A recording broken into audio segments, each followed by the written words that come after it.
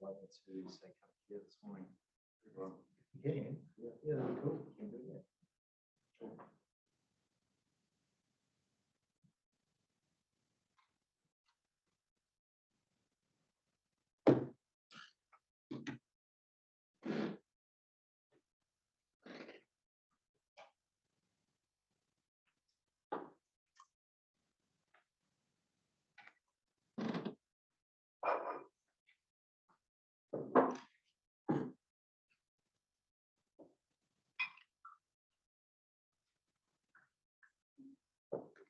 Someone's just joined us, so why that second screen is not going, I don't know. Yes. What's the time in Sydney? It's probably what they're behind, I think. 2 hours behind. Dark. Dark and raining. Dark and rain. And cold, very cold. I'll need tech support to get the viewing. Belle, could you flick your camera on so we can see if we can see you? Oh, There we go. God. Do you hear?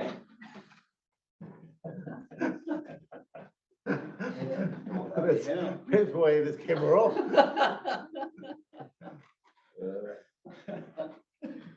Campbell's joined us. Oh, that's a good thing we're all friends. Yes. Well, welcome to day 2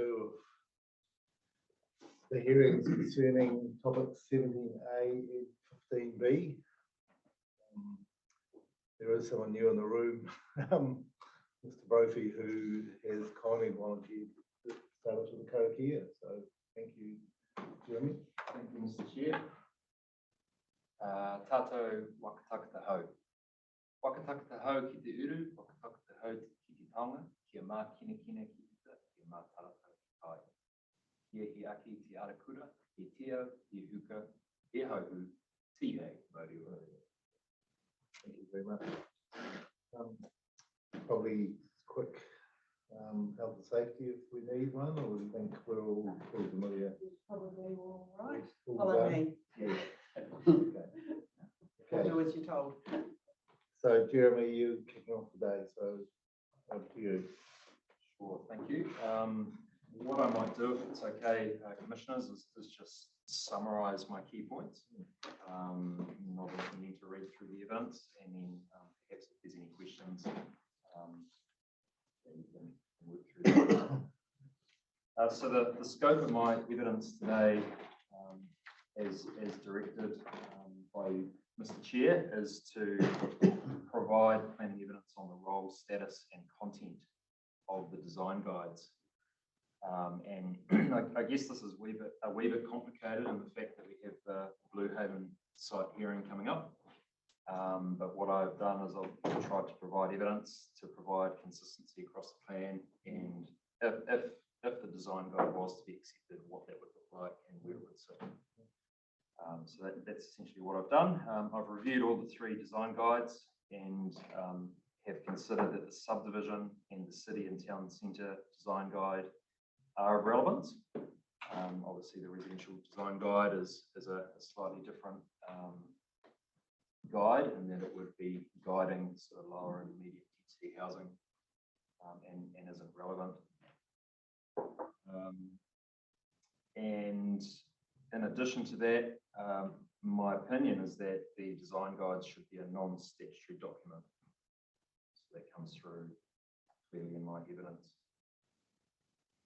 So just working through, I guess, touching on the key issues in my evidence. I'll just sort of work through them. The first one that I've sort of talked about is some concerns I have about how the design guide may be extending the assessment criteria for controlled and restricted discretionary activities, just in the way that it's framed up in the plan. And I have given an example of a 2-lot subdivision, which is controlled, and what we would tend to expect with a controlled activity subdivision, and what the design guide may do in terms of broadening that assessment. and I guess complicating things for applicants in terms of having that certainty on what is to be assessed by council. So I have concerns for that.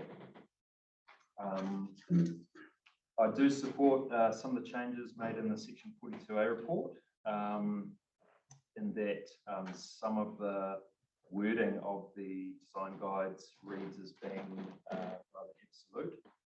And so there has been some softening there in the language.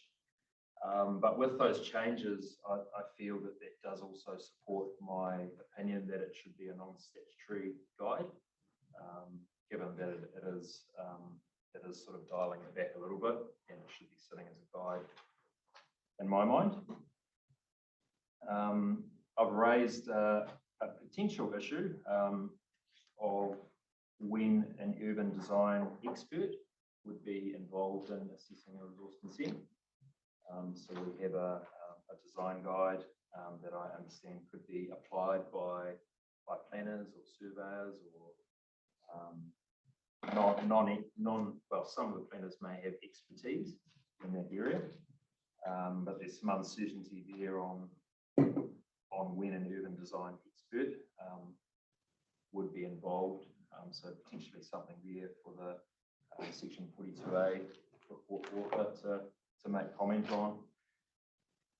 And I do understand it's not an exact thing, as with most resource consenting. I've provided the opinion that the objectives, policies and rules are the most appropriate method of achieving key outcomes for a particular zone in the urban design space.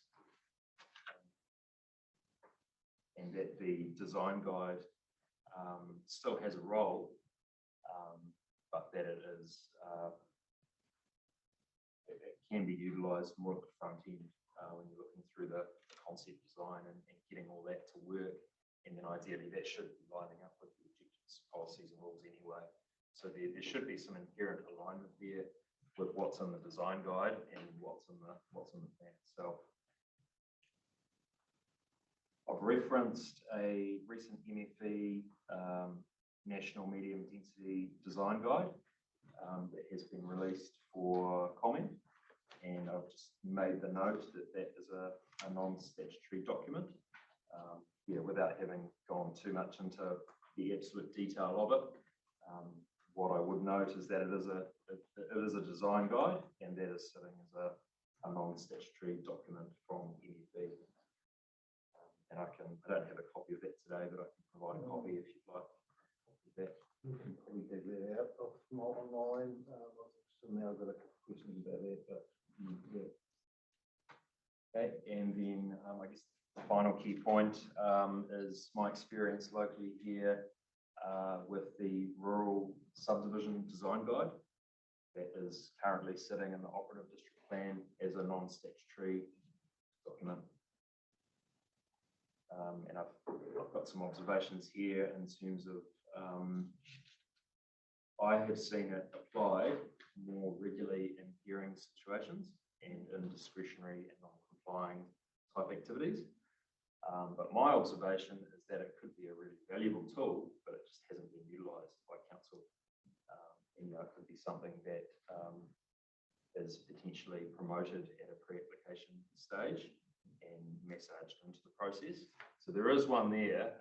I don't believe that the fact that it's non-statutory means that that's the issue with it. I just feel like it hasn't been utilised as well as it could have been. And that's my observation of a planner that's done a lot of subdivision locally and had hearings in that field as well. Okay. So those are the main points. My concluding comments is that in my opinion, I think the design guides should be removed from the appendices in the PDP, and it should sit as a non-statutory document. And my preference is that design outcomes are embedded in the objectives, policies and rules. And that in turn will provide clarity moving forward. But the design guide is generally well drafted, and I accept that the content of it is best practice. And if it is used, that will result in some good outcomes for the urban form, I think. But it's just how it's applied by council is the sticking point.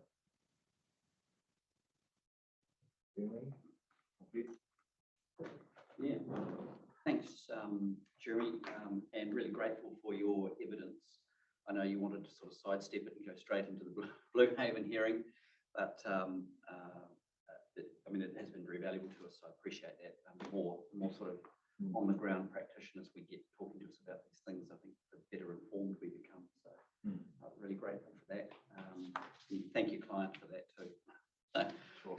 I just want to have a little bit of a chat about the current rural subdivision and development design guides and your comments about them.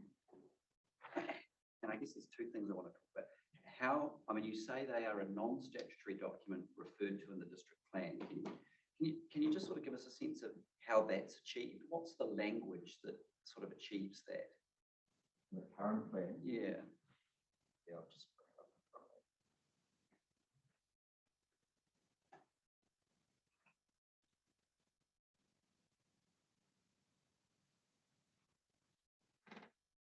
Yeah, so the design guide does currently sit in the operative plan and the management strategy, and there are methods of implementation that do refer to the design guide in various areas. Just find the raw one.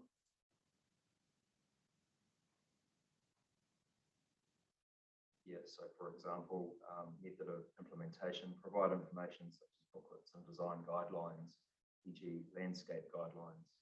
And this is in regard to policy 4.1. So I guess you've got the objectives, policies, and in the current plan, methods of implementation. So it sits in there as a softer, you should look to do this. And I believe there's direction there that council planners could use it in a softer way, and perhaps in pre-application meetings, looking at things, all right. And, it's got basic principles in there that you should accept. So buildings on ridge lines, that kind of. So it's not linked to any particular rule-based method. It's just a general method of implementation. Yeah, that is my understanding. Sounds like. I think there might be one thing in there. Yeah, insist. Here we go. So policy 4.5 E says here consistency with any full discretionary activity with design guidelines. It's generic design guidelines. And that's not a defined term referring back to development and subdivision guidelines? Well, there's only one. So, that's my understanding. Is that correct? So do you think, thanks for that. The next bit then is, do you think that if there was a more prescriptive requirement to consider the guideline, that sort of takes away the vagaries of any particular planner at a pre-application meeting, putting it on the table or not? If it's something that to even get your application in the door, you have to consider, do you think that's a better way than the current situation where it's almost voluntary? Yeah, I think it comes back to where are the efficiencies in the process, because if that is clicked on in addition to rules and standards, you've got a very lengthy kind of task in terms of summing all that up. And yes, it's a given that what I'm saying is it's kind of going to be done anyway if the council are promoting it. But I think what we're seeing in this plan is a lot more on lots of different levels. There's lots more objectives, lots more policies.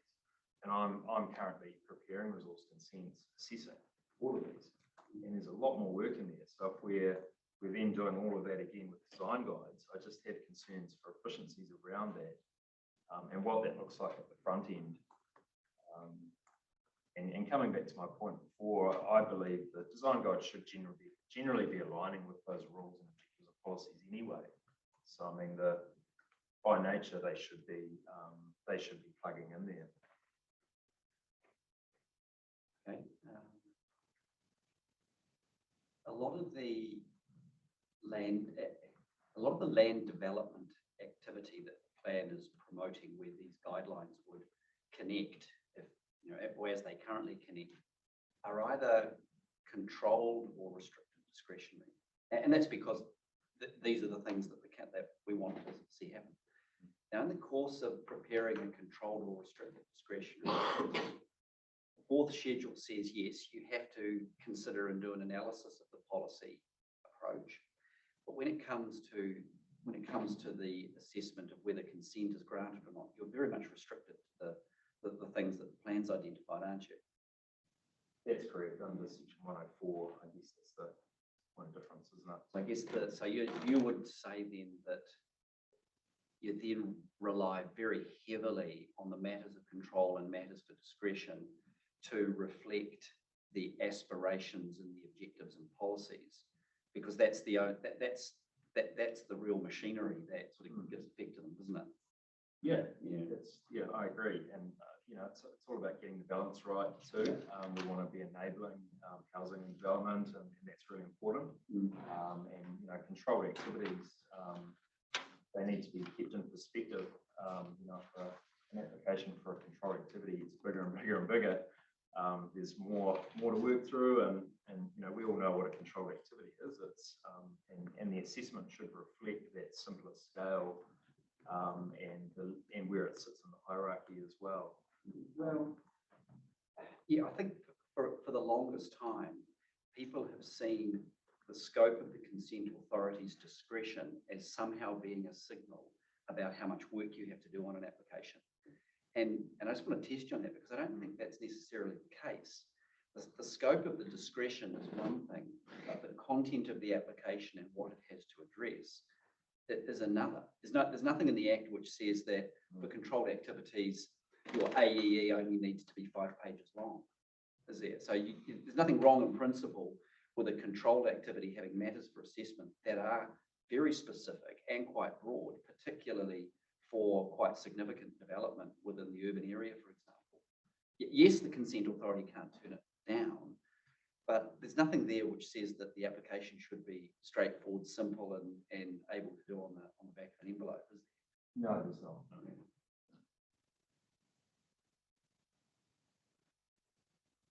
One of the, we had a really quite a lively discussion about this yesterday as well. It was actually spent more time talking about this than we did about the rules in the residential side, to be honest. One of the real issues, I see it as there's sort of 3 things we've got to get our head around. One is the content of these documents to some extent. And there were criticisms yesterday from Tangata Whenua that the content has not incorporated a lot of Mātauranga Māori aspirations. And I think there's a general acknowledgement that for whatever reason, they never got to that. They never got that level, unfortunately. So there's content. Now, of course, if the document is not part of the district plan and therefore does not need to be changed by a first schedule process, then the ability to evolve that content, even to do so relatively quickly, is a lot more. It's a lot easier, isn't it? It is, yeah. Have you been involved in any? And when the original subdivision design guidelines that are in the operative plan were prepared, did the council embark upon a process of sort of exposure draft, get feedback, and then produce them, or was it all sort of done behind closed doors? Yeah, I probably couldn't speak to that. I wasn't based in Taranaki in 2012, and prior to then, so I wouldn't be able to confirm how that worked. But reading through it, looks to have looked at best practice at that time.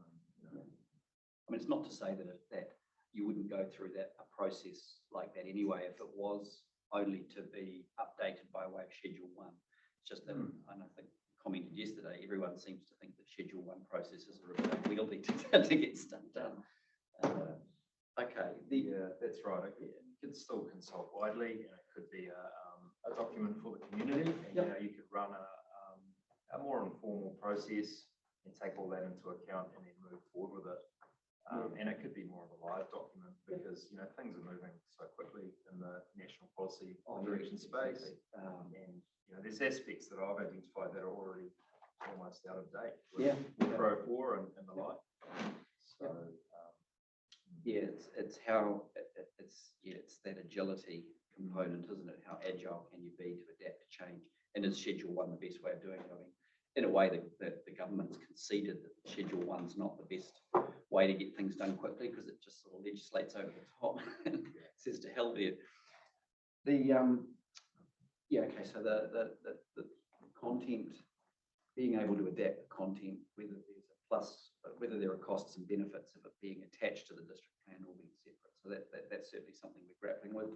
The other one is assuming, I must say, I liked your idea, or like the reference back to the operative plan, where it is, the guidelines are simply referred to as a method of implementation, which is quite an, I mean, there are no, as I've read the current plan, there is no separate chapter where I think, well, no, there aren't, there's actually other methods. I think there are some. Anyway, that's by the by. If it's statutory, the other thing we're sort of grappling with is the language by which it is connected into the rules. And at the moment, we've got a couple of propositions where it's actually referred to as a standard with the chapeau consistency with or in accordance with. And of course, those are very sort of stringent requirements, particularly when you've got a document that's actually got a lot of wriggle room in it. Yeah. Have you thought about whether there's a different sort of language that you could use to connect the document to the rules to ensure that it's actually taken into account in an appropriate way? Yeah, I guess that's where I've landed on the non-statutory position, because the guide is very broad and can be interpreted several different ways. So linking that into a rule or a standard or giving it some certainty around that, I really struggle to see how that can be done in a tidy way. So that's essentially how I've landed on that position. One of the hypothetical alternatives I sort of put to a couple of other people yesterday was not to have it referred to in either a standard, not referred to in a particular standard, but where, for example, you had a matter of control or a matter of discretion, you connected it through that. But rather than the wording saying the extent to which the proposal achieves or is consistent with the standard, you sort of downgrade it a little bit, and that's, I don't mean that in a pejorative sense, but you say the extent to which the application considers the guidelines. So therefore, the applicant will look at the guidelines when they're preparing their application and at least say, in my application, I need a section where I actually have some words around, I've looked at this document, these are the things I've taken away from it, these are the things I've put in place, these are the things I'm not doing because of these reasons. The processing officer then at least gets the assurance to know that the application's looked at it, thought about it. And if they disagree and think, well, actually, you haven't really considered this bit of it, they can ask for some further information potentially. But it's not being used as a whip to some extent. It's being used as you have to think about it and tell us how you've incorporated what we think is best practice, and where you haven't, just tell us why. And it may be that there are specific things. What's your sort of view on that sort of approach? Yeah, I think that would be more workable, using that sort of language considers. And coming back to my earlier point, there should naturally be some alignment with objectives and policies anyway. So why are we trying to hit this twice? Like, that should then flow through into that outcome. And if, using a hearing example, for a discretionary or a non-complying activity, which is there would tend to be a lot more complexity in the issues. Like you say, if assessment had been done against the design guide and that had been considered, that just sort of provides for a more fulsome assessment of the overall proposal, and you can possibly understand some of the thinking around alternatives of how it's all been designed, and how's that concept come together, and how does that then translate into the objectives and policies. I think that's a practical way of managing that. And again, coming back to one of my other points is, it has to be council led. I think that's where it starts. If the council planners offer it out there and, let's have a pre-app meeting and let's talk through the design guide. It's a really good place to start. Yeah. So I think that there is a role there for the regulator to potentially promote it if it has a non-statutory standing, but can still have a really good impact on consenting processes. Would you promote it as a practitioner? Your clients come to you and say, I'm doing X and I want to do it this way. Would you say, well, look, there's actually nothing that says you can't, but there's this guideline out there which has, it's sort of blends best practice. It'd be quite good to think about it because council are going to be looking at the world through this lens. So you might want to just think about it. And would you do it? Absolutely would promote it if that was what council were bringing forward. And I guess again, the line has been set by the regulator in terms of what is required. And that's the challenge for a consultant to manage the client, but also get good outcomes. And I think if that was all understood, I think it would be all part of the process.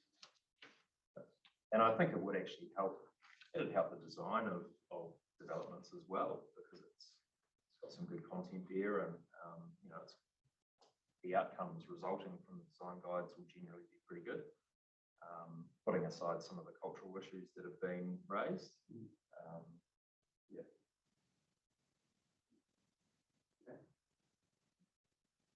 Thanks. Thanks. That was a good discussion. Jeremy, thanks for attending today and doing this evidence.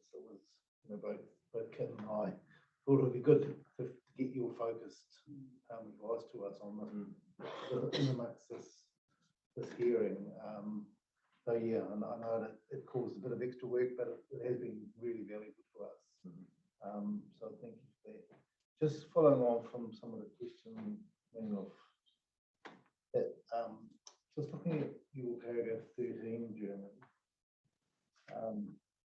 This is where you quote how the city centre design guide is introduced in CZR 15. So I think currently it says the extent to which activity is consistent with the city centre town centre design guide. I've just written in its word, the extent to which the application considers the city and town centre design guide. That's the wording that I captured. Is that, would you be comfortable with that? As it relates to residential, but obviously we need to be consistent. And would that be looking at it through the lens of a statutory document? Or would it be? Well, that's still to be a decided. separate matter, isn't it? At the moment, we've got 4 planners presenting to us. It's 4-1 for it not being a statutory document. Obviously, these are the ones that are presenting to us where there's a preference from other practitioners outside the council to have it as a non-statutory document. Yeah, I think Campbell would have to obviously come back to us with his thinking if he did want to move the wording in this regard, but I just wanted to capture the thought there. I think that would be an improvement, and I would prefer considers over consistent. That would then be, because it is a guide, isn't it? Like I'm always That's thinking about this title of this. Yeah. All right, so that's fine. I'll move on to your paragraph 16. This is where you talk about these design guides potentially broadening the potential assessment matters. And that creating additional uncertainty and not consistent intention of these classes. So we see a particularly controlled activity, Jeremy. Do you see it as something that the plan encourages? It's in the zone of what's anticipated, but there's perhaps some fine details to work out between the council and the applicant. Definitely, yeah. Yep. So it must be granted, but subject to reasonable conditions. And some of those conditions may have some big impacts on the development, but the developer will go into it on the understanding of what those are. So they're listed out, they're very clear. And, you know, if they are working in line with those, then there's an expectation that it should be relatively straightforward process that's, you know, not going to be drawn out. Okay. I was quite interested in some evidence we had yesterday from Ms. McClay and Mr. Boat from Manpro, and got a table with us, Appendix D, which looked like it was a roadshow on good planning practice that was led by led overnight by Judge Newell and Judge Patrick, and they were talking about in that roadshow, you know, the importance of being precise and not leaving discretion and willingness, I suppose, in either policies or in plans or rules. So I've been looking at some of those matters that I've highlighted. So this is your point, isn't it? If you introduce matters that aren't within the checklist policies and rules in a broader document and require consistency with that, there's lots of words and these documents aren't there. That's right. Yeah, that's my main concern, and whether that's an efficient way to be managing control activities is the kind of crux of the Or RDA. or RDA. Yeah. Have you had time to look at the rewording that Andrew suggests? Because he does work from later, he does actually get in amongst those Right. quite a lot. Certainly Campbell, you would have seen those, so he does provide us, the council, and then us with food for thought, with sort of, you know, he's going to, well, I think he spent quite a lot of time on it, looking at the amount of detail he's done, which is helpful. Okay, now look, your paragraph 18, this is where you use I think you're talking about this two-lot hypothetical subdivision and how essentially if you have to go through both the motions or the process of assessing all these design guides, the time and cost to complete this additional analysis will be significant in your view. Could you sort of give us a ballpark? Is that an extra 5 hours, 10 hours, 20 hours? What's your gut tell you? Yeah, I guess there's sort of two parts to it, isn't there? There's sort of it's that collaboration with the developer and, you know, whoever else is involved, whether it's using this example. So there's extra time there and working with them and communicating with them, and there's extra time doing some analysis of the design guide and working through the matters. And obviously there's the outcome. So it's not just a matter of working through it. It can be quite an iterative process and making sure that it's all being ticked off in the right way. So, and it's not just necessarily the job of the planner just to run through it and tick it done. It involves multiple people. And, you know, comes back to the client at the end of the day on what they want to achieve with whatever they're developing. So there's lots of different threads to the time commitment, I guess. It's hard to put a number on it. It really does depend on even a range, like there's an extra 5-10K worth of time. Yeah, I mean, for a controlled activity, and you know, I do take Commissioner Littlejohn's point that it doesn't necessarily mean that it's a simple, not much detail required. But you know, most of them do tend to be more simplistic locally. I don't know, it might be 1 or 2K realistically, in my head. Okay. And following on from that, I do have, as a practitioner myself, started under the Town of Country Planning Act 1981. I've reflected a lot on just the progress of planning and particularly around activities that are anticipated to be enabled in zones.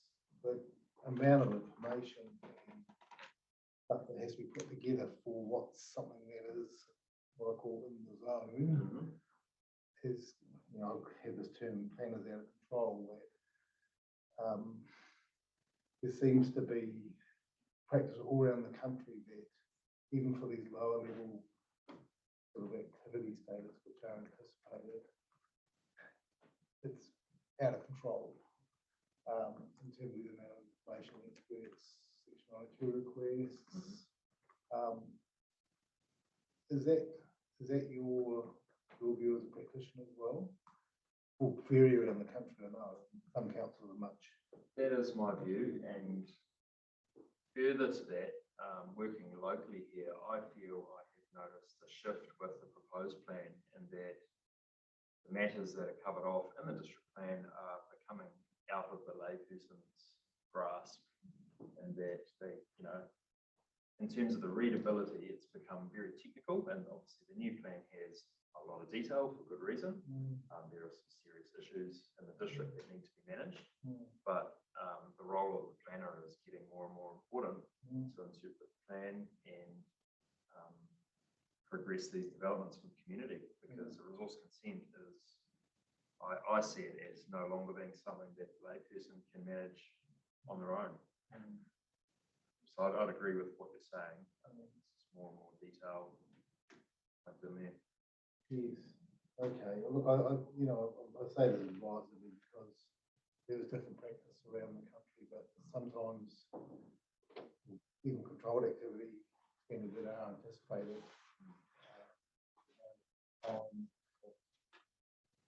the detail, particularly requiring expert reports on lots of things. You see that as because the consent planners around the country perhaps are worried of a misstep, so they want to have lots and lots of high level of expert confidence. Yeah, I guess that's one way to look at it. There is a bit of a risk exercise for council, and I understand that, and I've worked for council. Yeah, it's getting that balance right is the tricky thing. Yeah, how that's done and being efficient in it is important. And I think for controlled activities, I think it should really be the focus on, you know, an efficient process that's manageable, and it could be something that's actually managed by possibly by a survey, you know. Yeah, that kind of thing. Okay, I won't go on anymore.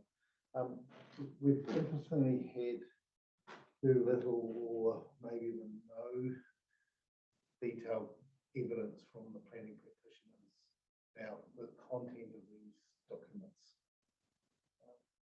And correct me if I'm wrong, but we're talking more about whether it's statutory or not and how they might be used rather than the actual content. Your view is that they seem to be generally best practice fit for purpose from your read? That's my understanding. I guess the caveat to that is the way that they have been pulled together looks at what other areas have done, but possibly hasn't focused enough on what we do locally here. Yes. And the local flavour that perhaps should be coming through in the design guide. But I mean, the things that are in there they're understood, and they are generally best practice from what I understand. Well, that leads me to my last question. This is around paragraph 26. You know, I haven't looked at this engagement draft for National Medium Density Design Guide, but it looks like if it's drafted as a national document, it does look at both New Zealand best practice informed by overseas and current practice. You know, I mentioned yesterday that I'm very familiar with Hastings District, obviously, and they've just released a non-statutory design guide, which someone's got a huge amount of work into, or people have. Yeah. It was posted out to hundreds of practitioners by the council. council, Mm. putting the document and it sits on our shelf at our office, for example, or our coffee table actually. Mhm. But it's really, so again, the ability, it's a non-statutory process. Their plan was finalised 4 or 5 years ago, so the council policy team have actually produced that in the meantime. So there's that example. We know that Wellington, with Mark Whenever they're producing a design guide, which I'll be interested, Ken, to see whether they're promoting it as a statutory or non-statutory, or an in plan or out of plan document. Might be able to out this, because I think they're at the draft stage, producing final proposed plan at the moment. My general question is, how bespoke do these need to be? Do we need one design guide for these areas that is pretty standard applicable when we do designs, when we get the real district application, or do they need to be bespoke, particularly with that tongue and whenua lens here? And I guess that's a tricky one as well, because you have different quality and you have different people that need to be involved in the cultural side of things. But I guess the city centre is obviously the focus of that design guide, which has one hub. So yeah, it's a tricky one to manage. And if you make it too detailed, then it becomes very prescriptive again, doesn't it? It sort of swings back the other way towards becoming more standard. So it's a challenging document to prepare, for sure. And I remember advising Capital District back in the early, I think 2014, 15, where exactly the same issues were on the table. Should it be in the plan, out of the plan, how much detail, what level of discretion is left? So it's a challenging area. I think we've got to with Sarah and Maria yesterday, is that probably certainly not throw the baby out with the bathwater. It's got some real value in just how it's applied. So I think. All right. So anything else? Yeah, I was just going to ask, we didn't touch upon the other council document that exists or is referred to in the proposed plan, and that's the land development standard. It's referred to in the subdivision chapter. The way I understand the council have landed in their reply on the subdivision chapter is they want to keep reference to the document, albeit in quite specific ways, because the author's position is that it provides applicants with a clear signal as to a specific standard that will be acceptable to achieve low impact stormwater design. That's one of the examples that's used. The discrete reference to the document by name, as far as I can tell, does not operate to incorporate the document by reference within the district plan.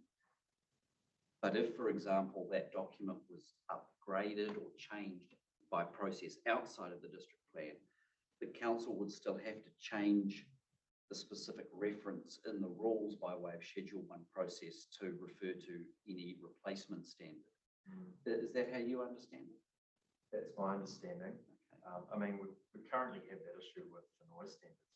I think it's an older version embedded in the operative plan. But yeah, that is my understanding. And I think I had provided evidence earlier that I did have concerns about 4404, that version being listed in the plan for that very reason. So there is some similar issues here with the design guides and the N4404 and how it's plugging into the plan and the scope of what it may enable. Is there I guess as a third way, because at the moment, if this design guides are included as appendices to the plan, a change to any of the words in them would have to go through a Schedule 1 process. Whereas if they were referred to by specific version, for example, even though they would be linked and there'd be that statutory link into the plan to take them into account or consider them, they could still exist in their own universe outside of the district plan. And they could be amended by way of whatever process the council wanted to go through. And ultimately, the only thing that would need to change in terms of a Schedule 1 process would be to update the reference in the plan when they evolved to the next version. What do you think of that as a proposition? Yeah, there is some really important things in 4404, particularly in the subdivision space with all the standards, and there's a lot of really important detail there. Yeah, which does set itself aside from design guides, which is yeah, can be a bit more subject to interpretation. So it's a bit more firm, I guess is what I'm trying to say. Okay. Yeah, it's they important. They are different in kind. Yeah, and 4404 is important. If you remove that, there's going to be a pretty big hole in the plan. My understanding was that some of the 4404 provisions were to be migrated into the plan. Yeah, in a bit more they make detail. very specific reference to the particular ones that are to be seen as standards to some extent. Yeah. Right, no, thanks for that. Follow that one. Yes. Thank you for your assistance, Jeremy, as always. Appreciate your time.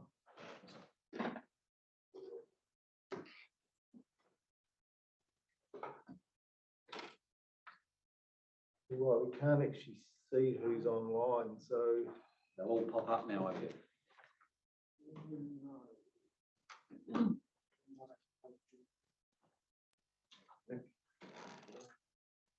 So,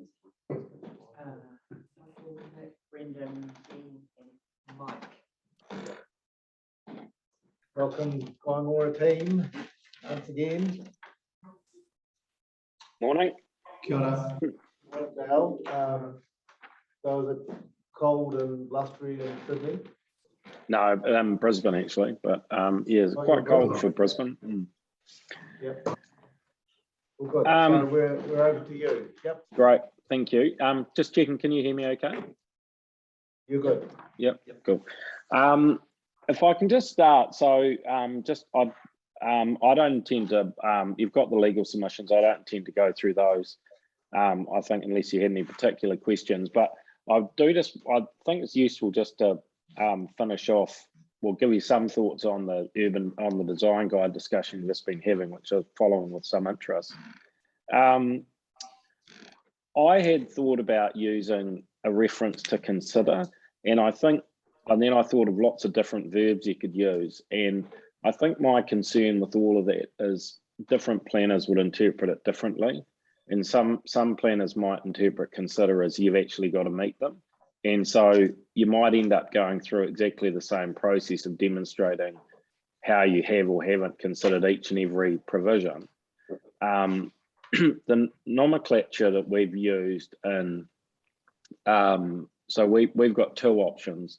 The subdivision, the engineering standards, what we'd suggested is something like one method of achieving this is shown in subdivision standard X, Y, and Z, which gives you a clear steer. As so, if you want to know where you can meet that, then it's in this document. But it's only one example. It's not. You don't have to go through and tick every box, so to speak. And then likewise, as you'll see in Mr. Campbell's evidence, the wording he suggests is as an advice, as a note, best practice guidelines for X, Y, and Z are shown in the design guide for underneath the various criteria, which again, in my view anyway, would allow those documents to be changed and updated from time to time, would clearly give a steer to everybody that they're there, and you know, if you've got a brain, you'd go and have a look at them, because that shows you what the council thinks about certain things. But it doesn't mean that you need to sort of go through slavishly and address each and every one. Because I completely support Mr. Brophy's comments about you know, and that was the issue we'd raised, you know, at the start of this hearing process about the fact that they might, you know, they could end up being de facto criteria, and by the time you have 100-page list of criteria, it could be a very long process. Anyway, so those are my thoughts on that, and Michael and Nick might have a view on that too. But did you guys have any other questions? Otherwise, I'm happy to hand over to ask Brendan if he wants to speak to his evidence. I didn't have any questions on your submissions. Val, this probably isn't a, you know, a heavily tested, but a legal hearing. It's more about the planning practice, I think. Yeah. So, did you have any No, questions? they were tolerably brief. Yeah, I thought the sooner I could get out, the better. Okay, excellent. Mr. Liggett, over to you. Welcome, Brendan. How are you? Yeah, very good. I similarly have a very short statement of evidence, and it's largely covered the discussion you canvassed this morning around the design guide and the appropriate role of it in a district plan. There's the summary of the point that I'm making in the evidence in terms of using those design guidance relative to the regulation and district plan is that the title of the document says what it is. It's design guidance versus the district plan, which is a regulatory tool by which you shape and decide whether development is appropriate in its context. Yeah, there's objectives and policies and rules and assessment that a district plan goes, you know, that district plans prescribe in terms of delivering the outcomes. And if I was being really specific and really critical, when I look at the design guide itself as it's documented, there are very explicit circumstances where the design guide is actually in stark conflict with what the district plan objectives and subsequent rules are actually prescribing. If I go to the, just one open space rule, says minimum dimensions shall be 3 meters, but the design guide is saying you must contain a 4x4 in an open space. So how do we rationalize if we've got a rule which is prescribing something, we've got a design guide that buried deep in its content, we have another Aussie standard sitting there that the district plan has then brought into itself by including that document as something that is part of the resource consent process, as opposed to a guidance tool to provide practitioners and applicants and council with some guidance on what is a process of design and what it can deliver and what it might deliver as an outcome, and then give some direction and guidance as to what is good built form, as opposed to the very cascading structure of objectives that the district plan identifies, and then methods to deliver that being rules, activities, assessment criteria that flow from that. The matter of conflict is something that is really real on the ground, and is something that we do face when we're pulling applications together. We return to the district plan and its direction and design an outcome, but then end up spending a lot of time in the consent process debating the validity of that outcome assessed against the district plan structure when it's assessed against a design guidance document that isn't there to perform that same function, I guess. So in my evidence, I've stated that I think they're best placed outside the plan as guidance, which is exactly what the document is titled, and can be used as a tool within communities and within council as points of discussion when it's faced with an application or when applicants are pulling things together. But fundamentally, it should be just that guidance sitting outside the plan. With the plan itself, where there are key issues to be addressed, there should be clear outcome statements through the objectives, and there should be clear rules and methods flowing from that. Thank you, Brendan. I didn't have any particular questions on your evidence, Brendan, but I think you might have heard me say that whether or not the guidelines are in plan or out of plan, we don't have any sort of any of the planners that are, or experts that are appearing have suggested any updates over and above what Campbell has prepared? I couldn't see anything in Michael and Nick's statements about the documents themselves, and your point that there's a difference in a standard in that document compared to what's in the within the plan rules, does sort of highlight the fact that at least we'll need to do some sort of audit, Campbell, on making sure that any links like that are looked at. Yeah, that's right. My understanding is that there were no submissions on Kainga or of the design content guide. of the guides themselves. We haven't had any evidence about the content, but it's more of a philosophical debate about whether they're there at all, and whether they are in the plan or out of the plan. Is that right? Yes. I think in Thank you. reply, the reason we haven't done that is because of that philosophical reason that we don't believe it is a function of the plan to have the design guide within it. So we haven't done that detailed change everything, because all we would simply be doing is taking the objectives and policies of the zone, dropping them down in the design guidance, and largely replicating the plan again as a design guide in an appendix. So yeah, I guess the philosophical position means that we haven't offered that by way of submission, because we think the best course of action is simply to delete it from the plan. Brendan, has Kainga had, I presume you had involvement in this MFE draft that Jeremy talked to us about on design guidance, and you know that document well? We've had some conversations about the design guidance relative to the medium density residential standards that they just released last week. Yes. And again, I would offer the commentary that neither the Amendment Act nor the MPSUD inserts directions for anybody to drag across design guidance into the plan. It talks about bringing through specific objectives and standards into a plan. It doesn't suggest that design guidance is a method that needs to be incorporated into a plan. It's offering design guidance to provide clarity to people understanding the process and giving some guidance on how to achieve the outcome. Okay. So just for my own knowledge, I understand that when MFE puts out an engagement draft, National Medium Density Design Guideline, Kainga would have been significantly involved in that document before its release, or not?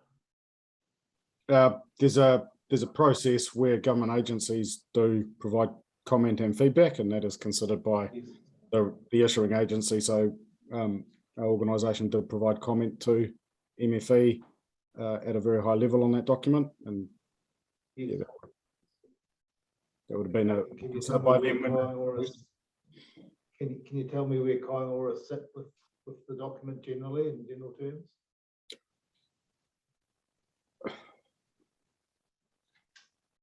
walking a very fine line here, because that is a government document. Engagement draft, yes. Yeah, and we do have our own we have our own design guidance as well, and we look to that as our driving delivery tool. So yeah, design guidance is everywhere, and we use design guidance contractually as well. So in terms of that particular document, there would be elements that we see that are inconsistent with our own design guidance, and we'll be providing that feedback.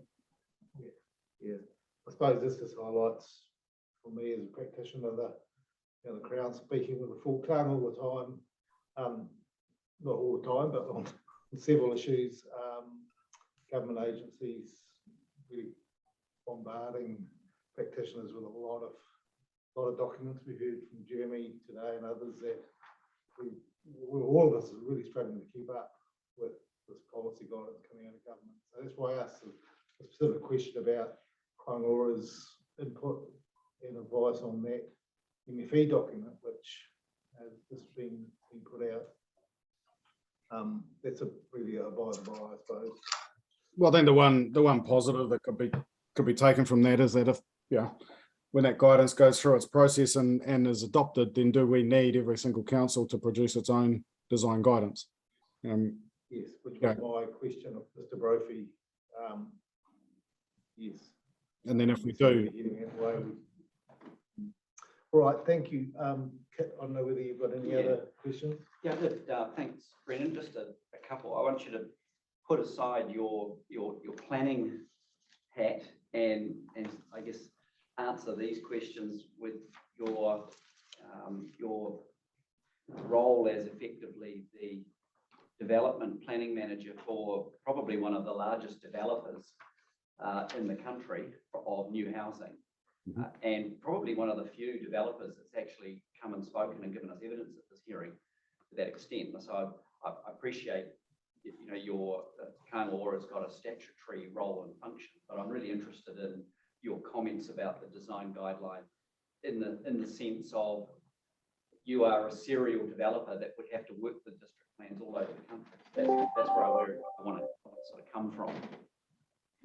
Now, I don't think anyone's come and given us evidence, and I certainly don't hear it in the evidence for Kāinga Ora that when you move into densification in urban environments, good design is a critical component of that. Do you agree with that? yeah, in terms of achieving a high quality urban environment, most definitely that's part of the puzzle. Okay. So accepting that, in the course of an applicant putting in applications to do that activity, coming to New Plymouth, what would the current plan framework with these design guidelines being things that sit within the district plan, how would that be a barrier or impose a burden or create a cost for you as an applicant? I think if I look broadly at the delivery program and how we operate, some of the things we have done is take various district plan standards as they exist around the country. We have briefed that out. We have received back a series of design responses to that in terms of the standards of the plan. And we've obtained multi-proof building consent for those. So if you have a fixed outcome in terms of a building that has met a suite of development standards, and I'm talking the bulk and location controls of the plan, largely coverage, height relation to boundary, yards, those kind of things. And then I was to apply that against a design guide which said, well, when you put in more intensive landform, you actually need to fetter down the development. And when you look at it, there's a diagram in the design guide which shows a building with a two-story element with a single-story element next to it because it's next to a single-story building. But I have a design for a building that's a two-story building and that's it. Now, I'm trying to get this square peg into a round hole of a design guide. But fundamentally, I would meet the development controls of the plan. And if I was just doing one house on one site, it may well at one level be a permitted activity. At another level, if I put 2 or 3 sites together or do an integrated development, then I'm going to be subject to a consent, which then says, well, now go and assess me against this design guide. That introduces other matters that don't necessarily relate to the standards by which the site, by which the building's been designed. And I understand. That's reason number one. Reason number one is that they could potentially better design outcomes. Is that a fair summary? Fair summary.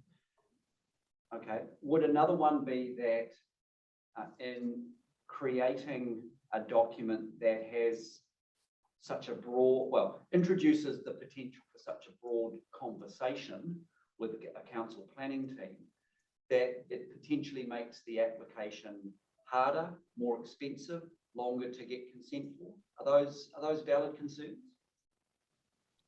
I think the word I would use is uncertain, most definitely. And if I was to draw and I'm not laying blame at this council, but if I was to draw parallels with a council where we do a lot of work, and we have actually interrogated the steps that the consent process goes through, and where the most significant amount of time is spent. It is spent in the urban design review and discussion.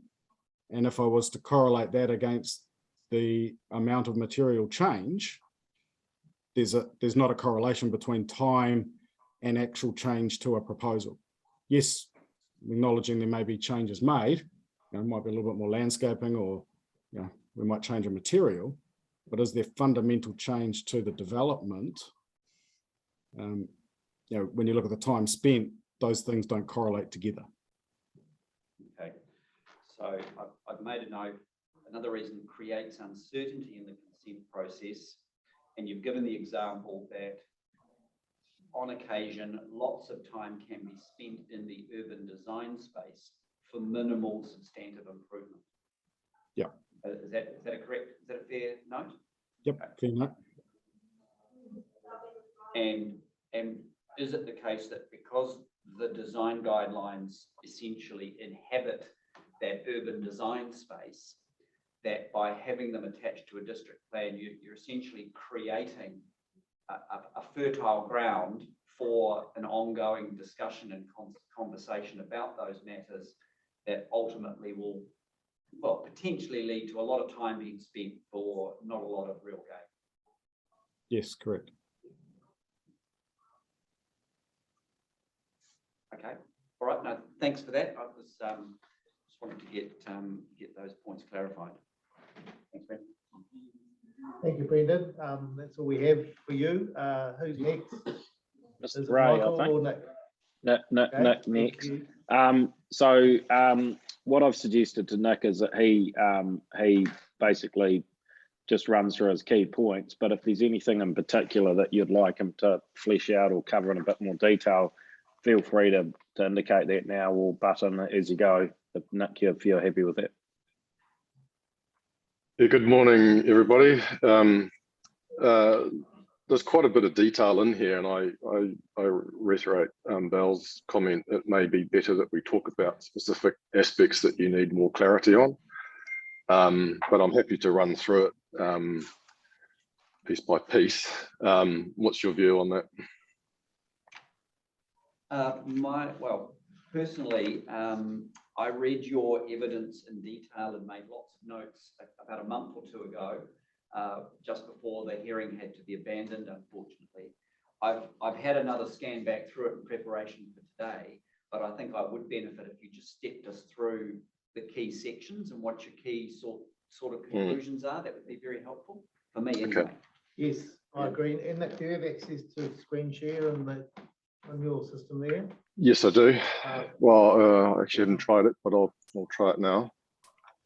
Yeah, so any images, like I'm a bit like Kit, just a refresher for us with reference to diagrams where you think the picture tells a better story, that would be good. Cool. Okay.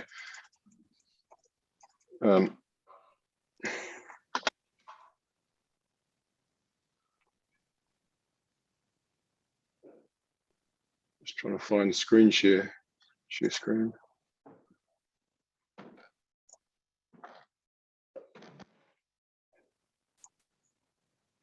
I'll just test that now so you can see that, can you? Yes, we can. Oh, wow, look at that. Yep. And we can still see you at the same time. That's How bizarre. We've got a very flash new audio Sophisticated. visual system here with two massive screens, one where we're seeing you and one where the images popped up. So it's And weirdly, I can see myself in your screen, so that's kind of really weird too. Yeah. So look, let's kick off at section 10 on page 6. I'll take the first pages as read, but I'm a bit like you. It was some time ago that we wrote this and had prepared for that earlier hearing, but let's crack through this. And so this evidence is structured basically in similar vein to the section 42A report, just to try and help you with the relationship of that. And so key issue 1 is around that key function and role of, and I'm particularly looking at the residential zones of the general residential and medium residential zones. And I just point out at 10.1 that I think the change proposed from maintaining an existing residential neighbourhood to a planned outcome is a very positive change, and I support that. And that goes to some of the points that were being made by Mr. Liggett and Mr. Matheson around the ability to enable intensification in areas where the rule then says kind of maintain the amenity or the character of a particular place, where in the medium residential zone there's an expectation for it to change. So look, that's the first point. And the changes that at 10.3 there, the clarity that Mr. Campbell has added to the overall statement in the beginning of each of those chapters to clarify that there's an expectation of 2 stories in the general residential and 3 stories or up to 3 stories in the medium residential provides some pretty strong direction as to the expectation of that plan character. Nick, can I just ask Yep. you a question about those that 10.1, 2 and 3? And it's something I was going to follow up with you, Michael, too. We've got this term plan character that I think came into the strategic directions chapter with the advocacy from Kaingaroa, and that seemed to be picked up as a good thing that's flowing through all of the plan hearings. We've got this other term here, planned outcome, and there's a planned amenity term I think that Michael uses as well. So just wording, is there any, I'm not sure whether we are using the term planned outcome in the plan itself, mainly planned character. And yeah, so that's just a general, the term planned has got in there, it's just how we deal with that. Just any Yes. comments from you before Michael addresses us on that? Yes. And look, just in regard to that, I think there's a potential issue around the word character versus outcome. And character includes a variety of aspects. And I think what we're trying to say in these different zones is there's a clear direction in terms of the bulk and scale aspects of these zones in terms of the built form. Now, there's no particular character from a design perspective that's included in the district plan around how a building should look. So at a high level, the character is set by the kind of bulk and location type controls. So perhaps, from my perspective, using the word planned outcome might distinguish it from a character perspective, which may bring in a whole lot of other design-based elements at a permitted level. Okay, thank you.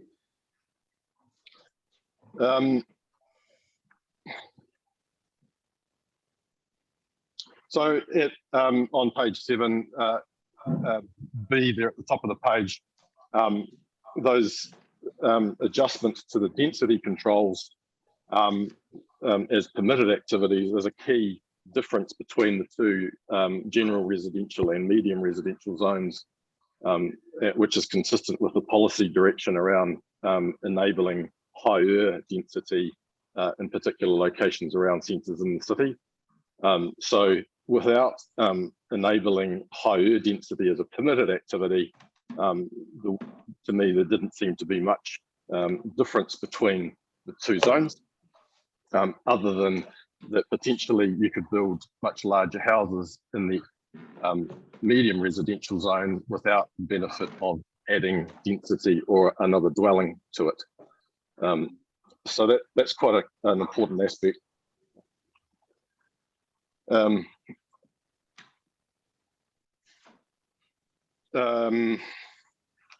At C there, it talks about the reference to the residential design guide. And I agree that with Kaingaroa's submission that it's better situated outside of the plan.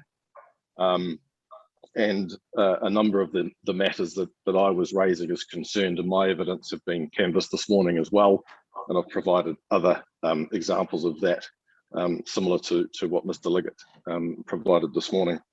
I also provided some examples in the commercial hearing around those interface issues and the expectation for buildings to step down on a site if there's a single level building next door to it.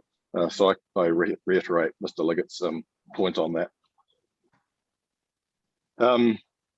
At D, the removal of reference to visually prominent trees, that whilst I don't have a problem with such a policy, but there's no supporting methods to achieve that policy. And so without that, I don't think it's potentially important to leave that in. And consistent with other districts in New Zealand that and government direction of removing controls over trees would be consistent with that. At 10.6, there's a note there that I've added for your consideration. It's not within scope, but it's just around some of the wording because it hadn't been picked up previously in the policy. But at MRZ P8, the wording suggests that the buildings will deliver well-designed streetscapes. And just as a semantics, I consider it, they contribute to it, they can't actually deliver them. Turning to 11, key effect standards. So this is the bulk of my evidence. And we kick off with the number of residential units. And I've kind of canvassed that a little bit, but if we dive into the detail of standard S1, which applies to both the general residential and medium residential zones, they are similar in their wording but differ. And they talk about the maximum number of residential units, but they also talk about the number of residential buildings. However, each of the opening lines of that standard talk about the number of residential unit buildings per lot. So if there is a need to control buildings, that's fine. But if there's a mix between a density and number of buildings, you could have one dwelling which has a number of buildings. You might have a garage and some outbuildings and sleep outs and things as one dwelling. So my point there is that the changes made by Mr. Campbell to separate out the density provision into a new rule R11 is supported.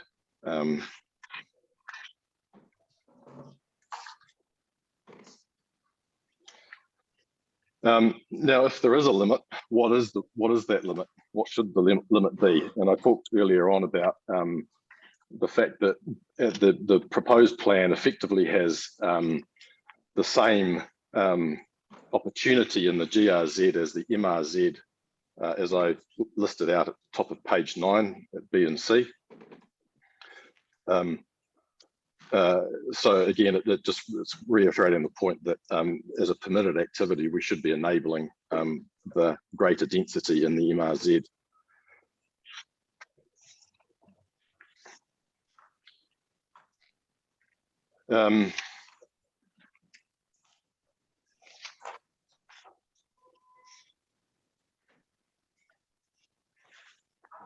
I'll turn to page 11. And at 11.16, I say there, from an urban design perspective, the ability to achieve 2 or 3 units on a site really depends on the site size, the size of the residential units being proposed, how the parking and associated vehicle movements are managed. And on some small sites, you may not get 3 dwellings as a permitted outcome because you can't comply with the standards for those. So the larger sites will enable more and the smaller sites will enable less, and that's just a matter of of site size.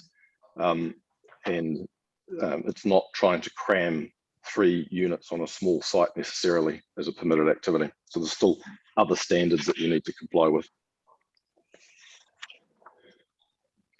At 1121 on page 12, the trigger which we think is appropriate is 4 or more dwellings per site, which acknowledges that higher density outcomes generally are more complex, and that's the appropriate trigger point for the design of such.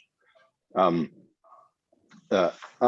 at 1122, 1 dwelling could be developed pretty poorly, and therefore all new buildings could be required to be assessed. But the likelihood of that outcome needs to be balanced against the enabling aspect of the provisions.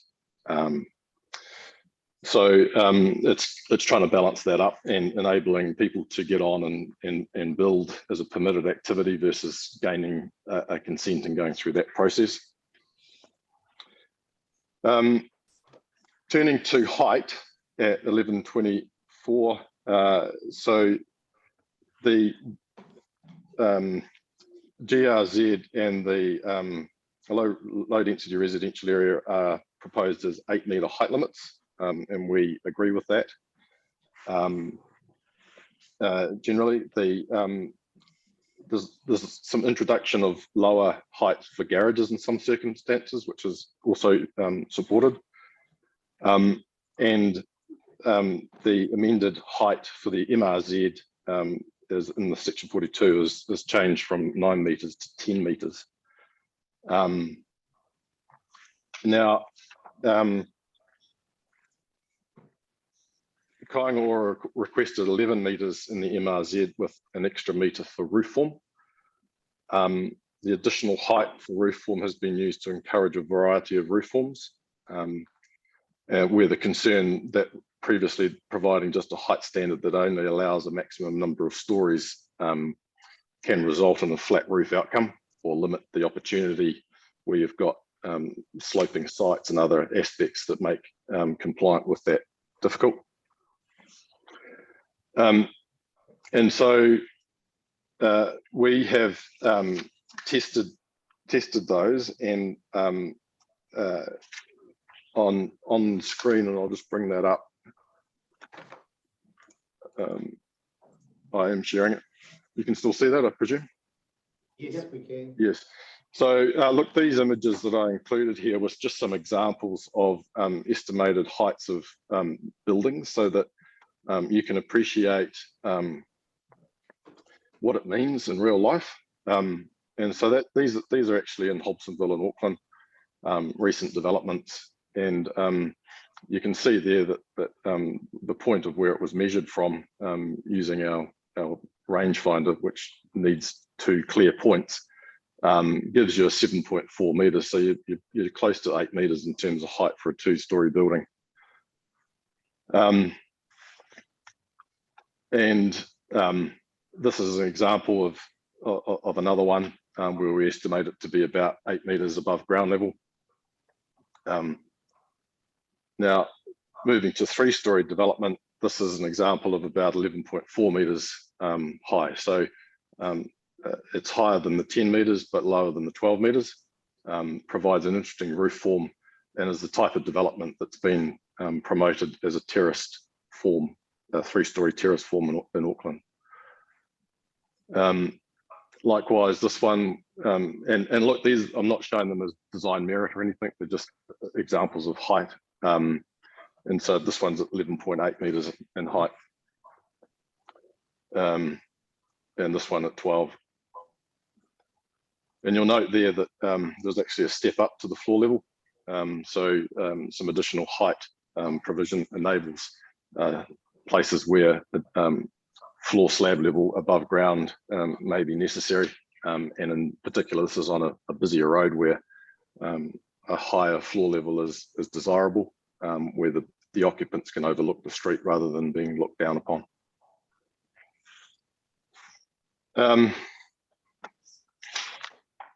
Nick, can I just ask a question? Sure. Yeah. Would it be feasible to get 4 stories within 12 metres? Yes, it is. And some plans have a height plus a maximum story number as well. I mean, I suppose the question then becomes, is there an issue with having 4 stories or not? I guess that's the issue, isn't it? Yeah. If we're concerned with bulk and location, then does it really matter how much living space the owner of the property can get within the envelope, I guess? So look, and just on that, I mean, if the overview section, the policy talks about, 3 levels, that provides a pretty clear direction. There is some potential opportunity where people might squeeze in 4 levels and there's a pretty poor outcome. So there is that risk, but what it does enable is some quite good build form, which has an architectural, strong architectural elements rather than just kind of putting a hip roof that a computer generates on the top of a building to manage rainfall protection. How do you sort of ensure you get this articulated and varied roof line? If, for example, you've got a large block, you could potentially go up to your 12 meters with a big flat roof, and effectively it would look like a large apartment building to some extent. Would you support that within the medium density residential zone? I guess another way of looking at it, how do you ensure the very roof line outcome where your only tools that you're using are a maximum height and height boundary? So I expect there will be a variation of roof form across a block or across the zone. It's not going to necessarily be a whole flat roof outcome in a street. And so whilst one site might have a flat roof, and that might be acceptable, and the rules enable that to happen, then the neighbouring one might not. And that we just don't know what the outcomes of those are going to be. Now, if it was a larger block and it's more likely to have 4 or more units in it, then you assess that. And the criteria then start kicking in about the design of it. Yeah. So it's that balance of. What you're saying is that any development of scale is going to be assessed through the lens of the assessment criteria anyway, and that can drive articulated roof form outcomes. Correct. The scale of development that's going to occur at a smaller level is going to be effectively individual sites to some extent, isn't it? And each of those will then come down to the owner's aspirations, whatever their architect or draftsperson sort of comes up with. So you're actually, I can see how that works. Sorry, just a button then, and just in respect of the question about stories and floors, just a reminder that Kaingora was seeking 11 metres plus 1 metre for the roof form.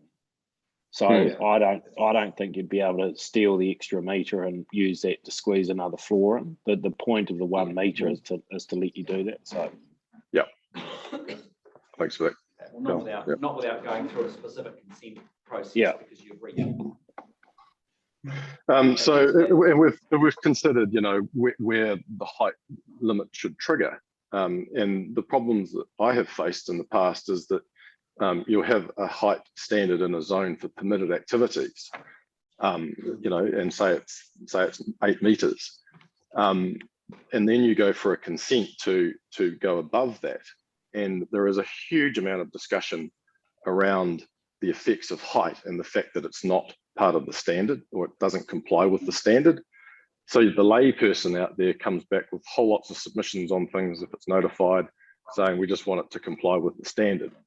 Now, it does, because of an RD activity status enables higher height to be considered, and that's going back to Mr. Liggett's point about discussion on that.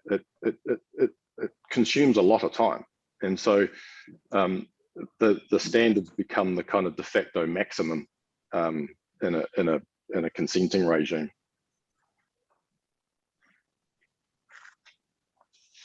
Yeah. Fortunately, this plan doesn't fall into the black hole that some of the rules in the Auckland plan did by actually providing a permitted height and then a restricted discretionary height. We all know that that's animated lots of judges who didn't really get it. Correct. Anyway, we don't have that here. It's fairly black and white here as far as I can tell, regardless of which option we end up with. So look, the 12 metres in the MRZ zone responds to the level of intensity that's anticipated by the overview section and policies of that chapter. And if you think about where they might be located, and we've just provided you some evidence for the upcoming hearing of where it goes, there is benefit in providing a different built form through height, and which helps to identify from an urban design perspective local centres, landmarks, and other aspects where the additional height can help with that. So that's where we've got to on height, and it goes with height in relation to boundary, and that's the next point on page 17. Yep.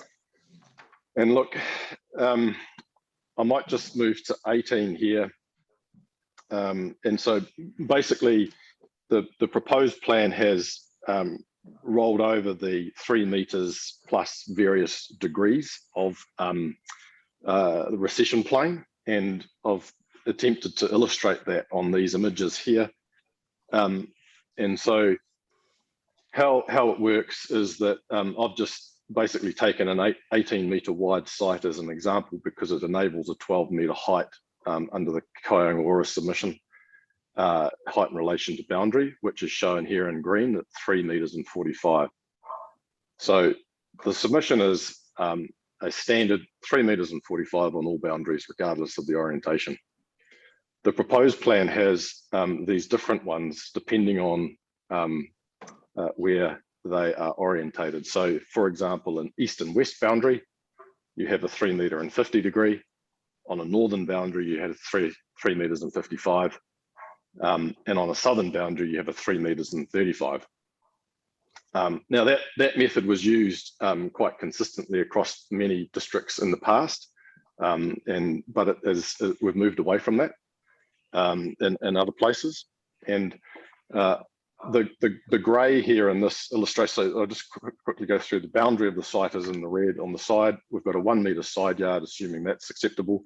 And then for an east and west orientated, a north and south orientated site, which has east and west side boundaries, you end up with a building form, which is the grey area to build in.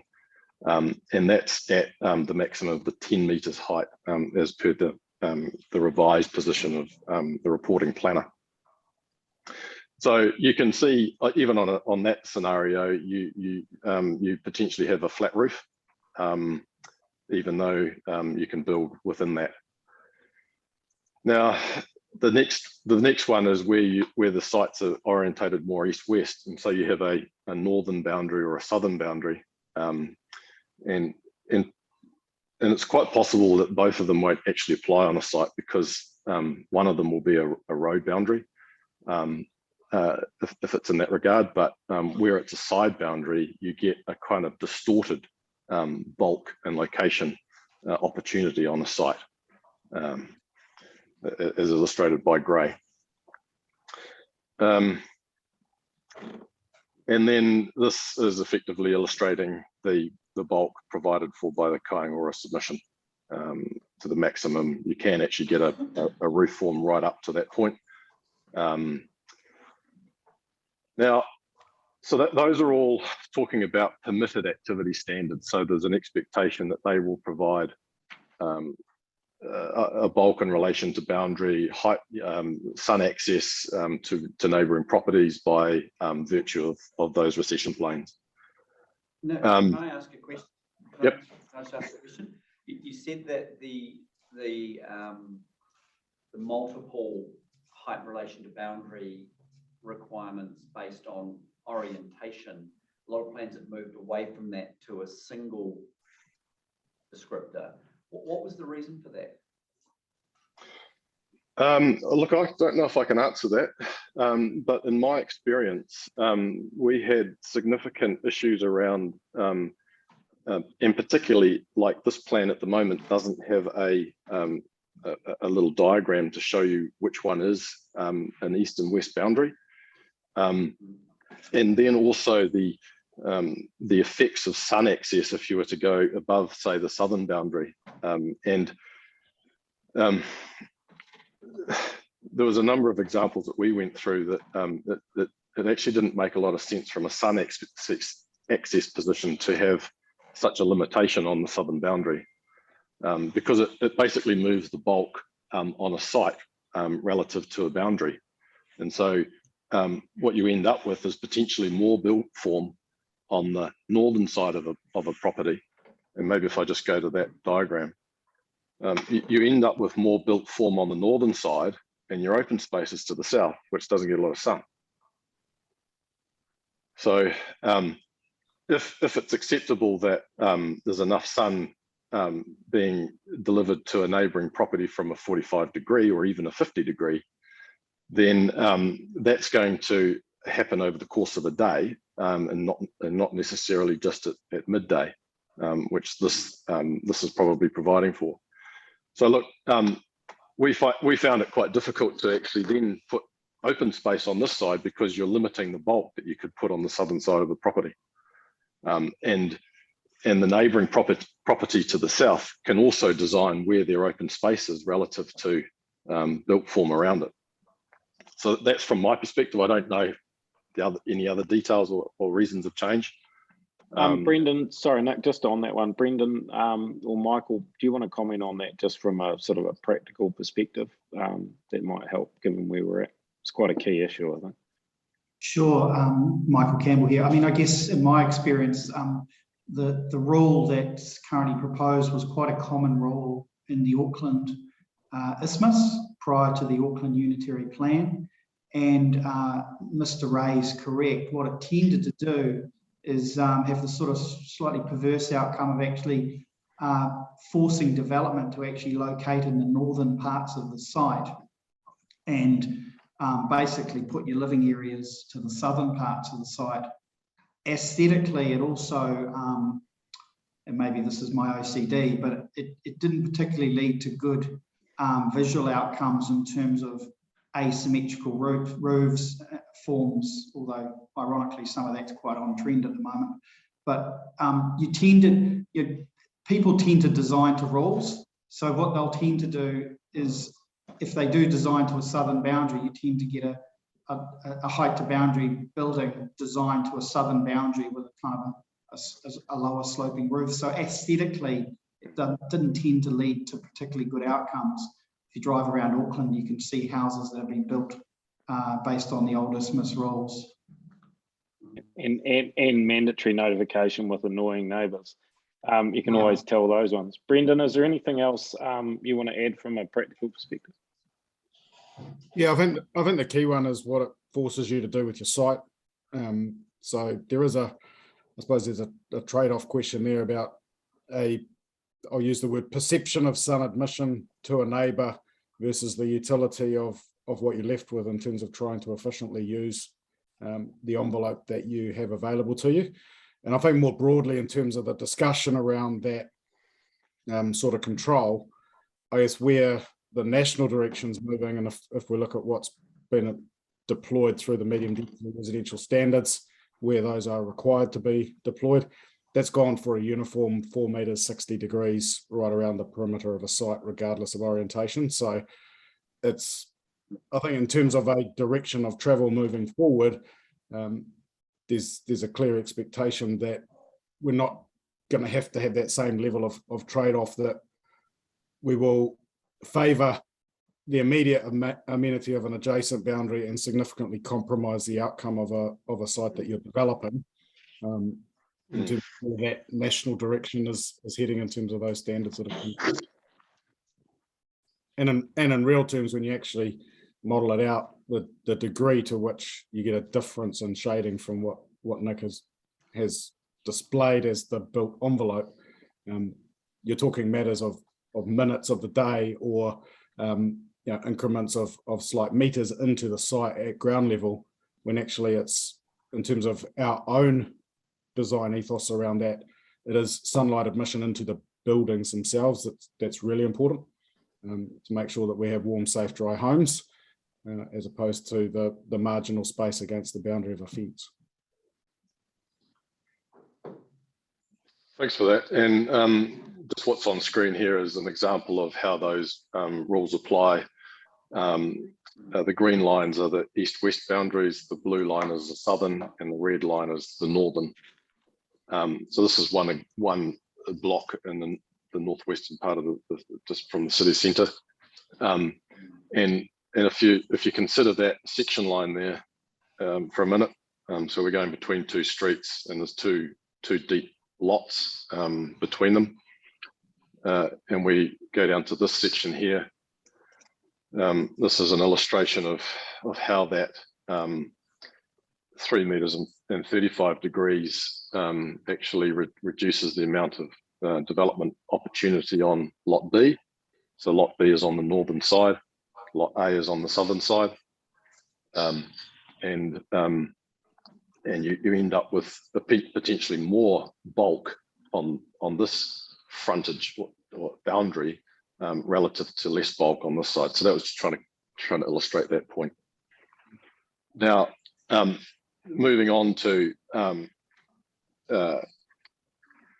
Brendan alluded to around shading, and I'll just bring up these attachment B.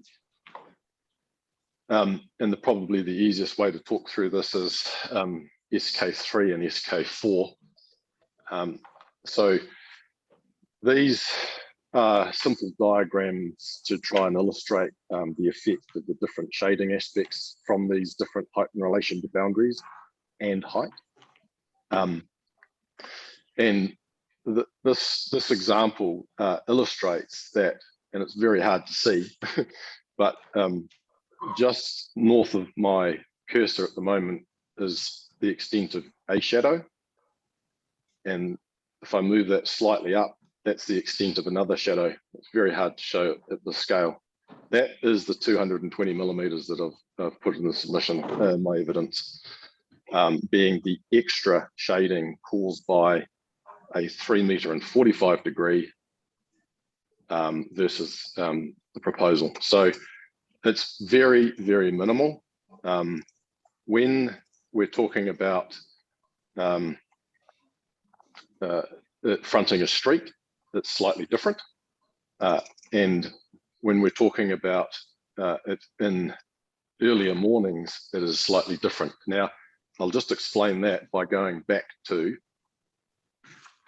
the other proposal, which is to include a alternative height relation to boundary, which Mr. Littlejohn will be familiar with. Now, this is proposed as a restricted discretionary type activity. So it requires a consent, and the effects of such bulk need to be considered. And that is shown by the blue line, sorry, the cyan line here. And the way that rule is proposed is that it's encouraging built form to the front of the site, the first 20 meters, and the remainder of the site has no opportunity to use that except for another consent for breaches of the standard height in relation to boundary. So moving back to the shading analysis, sorry, is there any questions on that diagram?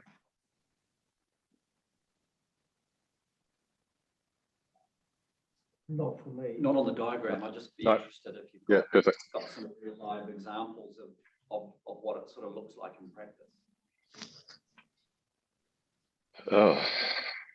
Well, no, we've got these images. They Yeah, are a good, yeah. they're- Anyway, these so just to explain this, because it's a bit tricky. So this example here is in 9 o'clock in the morning at the equinox, I believe. Yep. And so this is on a narrow site. We can't get to the 12 meters because it's too narrow to get to the 12 meters. The restrictions, height in relation to boundary, as proposed in the plan, are included with these darker lines, and the opportunity by the Kāinga Ora submission is, and I apologise, it is a bit faint in green below it. The outcome of that, and this includes the alternative height in relation to boundary, which is why this extra shading here is being displayed. So this area here is the bit of extra from the alternative height in relation to boundary. So, sorry, Nick, so that's the first 20 metres of the site, is it? The bit, Correct. The longer bit, yeah. Correct, yeah, that comes down to this point. So where it says number 1, that shading line there is the effect of, or the impact that the shadow cast by the proposal from in the proposed plan achieves. And this line here, and you'll note that it's slightly more because it's 3 meters and 45 rather than 3 meters and 35. This is the southern boundary. So slightly more there, but you can see there's less here. And if we were to not use the alternative height in relation to boundary, that line would continue through. So arguably it has less. And if you think back to those diagrams, there is less on the side boundaries in terms of height in relation to boundary with the 3 and 45 degrees as proposed by Kāinga Ora. So that the testing makes sense. So that's illustrating those impacts. In my view, it's appropriate that, you know, at some point we choose when to start assessing the additional effect on that. And the alternative height in relation to boundary enables that. I have recently been involved with a plan change in the south of Auckland, where we've actually requested that the alternative height in relation to boundary be a permitted activity. And that's been accepted on the basis that it's in a greenfield area. And the difference here is that a lot of this will be in brownfield redevelopment areas where management of sunlight access to neighbouring properties is important, and that consideration should be continued. Nick, can I ask you about this particular role, and something Michael can comment on in due course? What's the policy driver for the alternative height in relation to boundary rule? Is it to provide the potential for greater floor area on a site to thus increase overall yield, or is it solely to drive better streetscape outcomes? What is it in your view? In my view, I think it is enabling a greater floor area. So the first point. And the second point is that it promotes it to be at the front of the site, where the effects of that scale can be accepted and dealt with through the open space network of the street network. I always struggle from an urban design perspective with all of these recent developments with so much built form at the rear of properties. I believe that a rear yard and spatial separation between the rears of properties works very well in terms of the amenity for those properties. So it does kind of both. Yeah. I mean, I agree with Nick. I think in the experience of projects that we're involved in Auckland using the rule, it does tend to provide more incentivization to pivot development to the front of the site and you know, get better activation in terms of glazing, kitchens and things like that. Quite often with these sites, you'll look to break it up into 2 building forms, where you might have the larger building at the front with perhaps 2 or 3 buildings fronting the streetscape with parking behind, and then perhaps a lower block or a more complying block with the standard height to boundary at the rear. It really does sort of incentivize that activation of the streetscape. The outcome, the alternative outcome you tend to get if you don't use the alternative is you tend to just present a more side elevation to the street, I guess it discourages that kind of streetscape activation. Probably particularly with a redevelopment of let's say a sausage type outcome where a building might be orientated east-west on a narrow site. Sorry, a unit might be orientated east-west, and the side of that unit, which is what Michael was talking about, then fronts the street, and is quite challenging in terms of that streetscape amenity. Coincidentally, I personally, in terms of my family home, relied on the alternative height in relation to boundary rule in Auckland for a redevelopment of it. And one of the things that was quite interesting is the assessment criteria that were invoked in relying on that rule required a much greater attention to window treatment, logical placement of entrance to the property, landscaping within the front yard. They were quite specific. I see your proposal here, Michael, is not to adopt the whole proposition from the unitary plan, but to as I can tell, to try and blend it into what we've already got here. This is your suggestion for Yes. Matters of discretion being the extent to which the proposal is consistent with these 4 policies that you've listed. Yes. So is it your view that by referencing those policies, you achieve the same sorts of matters of assessment that this rule brings with it when it's relied on in the Auckland context? To a degree, but I would just reiterate that in the restricted discretionary matters, there are a number of criteria which we did carry over through. That's on page 19 of my evidence. And that deals with sunlight access, attractiveness and safety to the street, and overlooking and privacy. So we have dragged those through.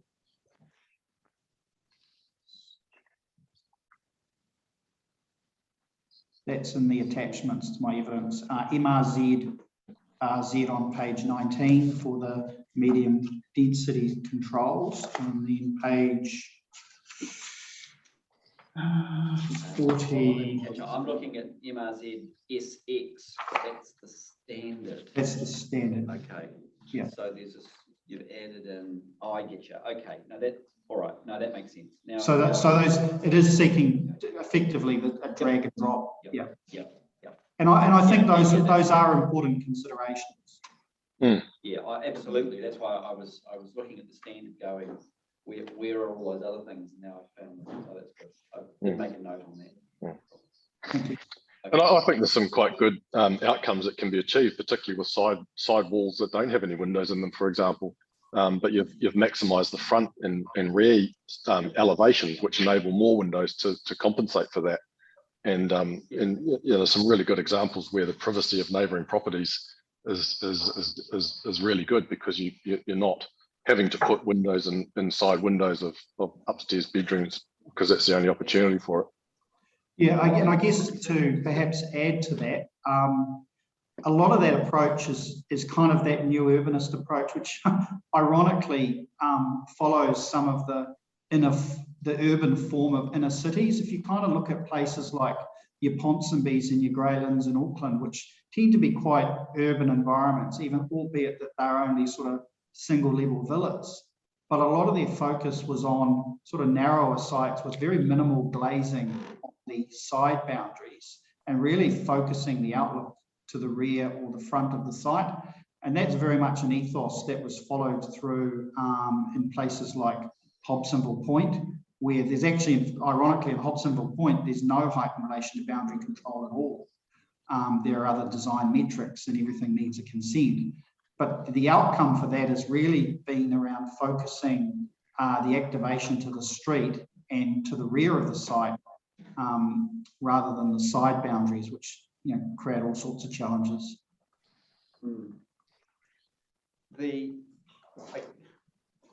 Turning back to the first proposition, that this does enable greater floor area to be achieved on a site. So I guess my first sort of thought was, does New Plymouth need that? I guess that's a bit of a theoretical question. But when I look at it, this rule doesn't actually increase the number of residential units per se. No. It just enables that where you're moving to slightly higher density, where you're trying to use land more efficiently by enabling more titles to be created over it, you're not compromising amenity for the residents, because you're in effect enabling a slight increase in the amount of internal floor area they can achieve, albeit within a slightly smaller footprint. Is that how you see it? Correct. Yeah. Correct. All right. And, Thanks. maybe enabling that density to be realised on a, let's say, a smaller site, whereas elsewise they may not achieve that, and therefore you end up with a two unit development, where it might be right next to the town centre, and it makes sense that it is higher density than that. Yeah.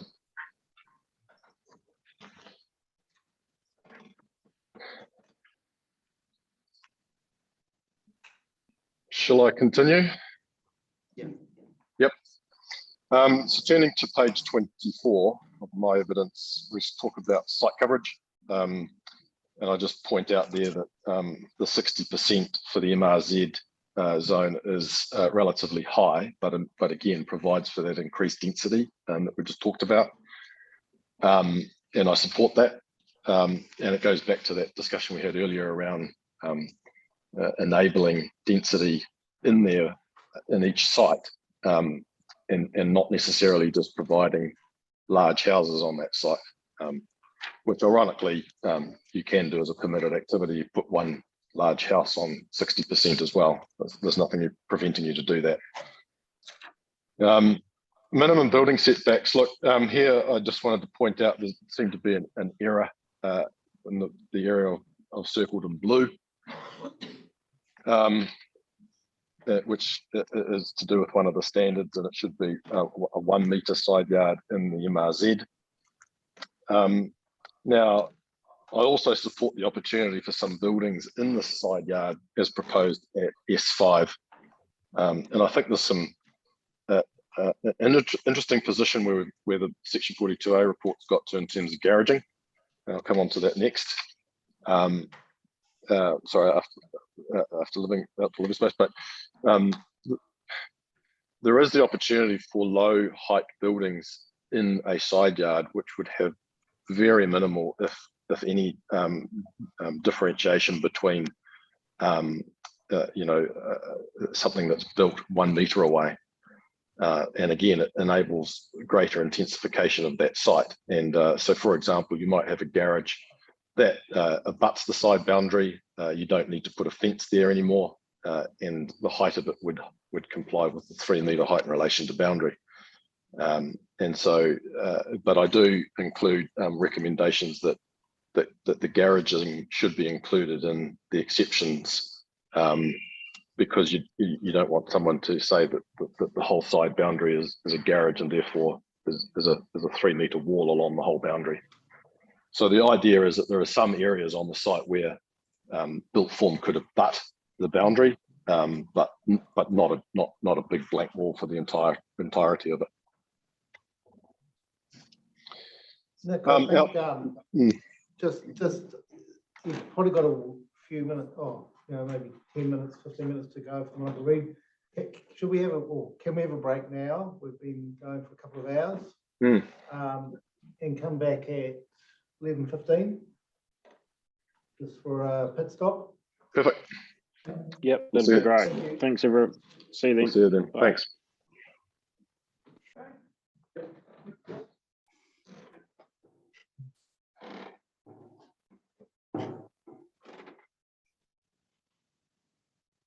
So Belle, we can see you, but Where's the rest?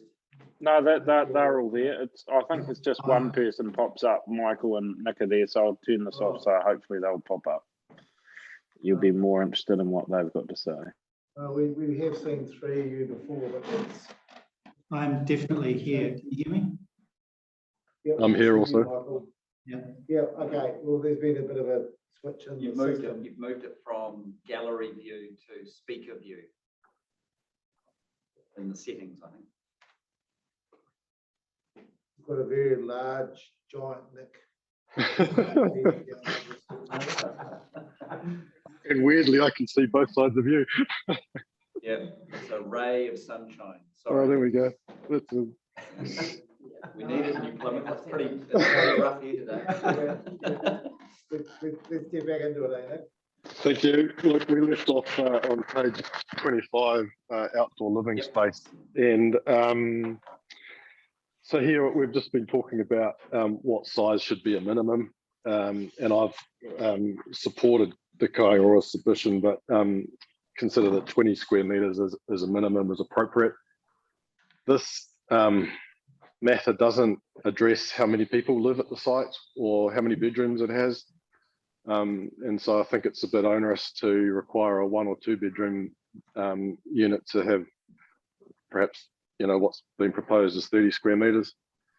There isn't a particular science to it. And we've been debating the issue in Central Hawke's Bay as well. And in that scenario, it comes down to the kind of expectation of open space as well, which I tend to suggest that should be managed through a built form or a site coverage type rule rather than requirements for outdoor living space to achieve those aspects. So I've recommended there 20 square meters for at ground level. And for outdoor living spaces above ground level, the submission is requesting a reduction from 10 square meters to 8. And I'm not too concerned with whether that, you know, where you land on that, but it's 11.63. I note that the depth of that is important, and 1.8 meters is a more usable space as a minimum than 1.5 as notified.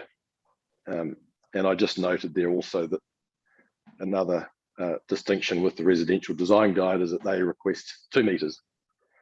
So what is appropriate?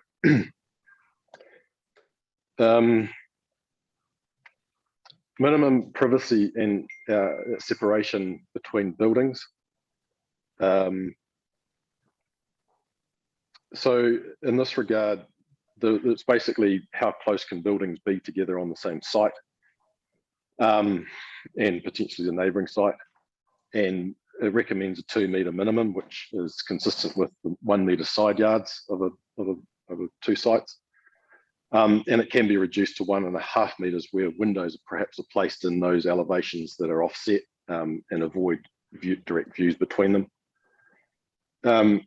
Mr. Campbell at standard 7, or the proposed new 7, effectively changes that a little bit and enabling buildings to be built closer than 1.5 if those aspects of privacy are maintained. So there doesn't seem to be a lot of justification to have a 1.5 meter separation where it could be 1 or 0.7 or whatever if that works for the design of the site. Again, maximising the opportunity on the site as long as it's designed appropriately.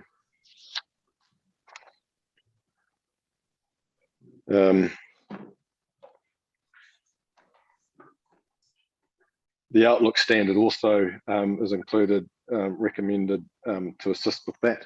And so the proposal there is to effectively use similar to the Auckland Unitary Plan with Outlook space from the face of buildings and promoting larger Outlook spaces where people live for most of the day versus the more limited outlook required from bedrooms.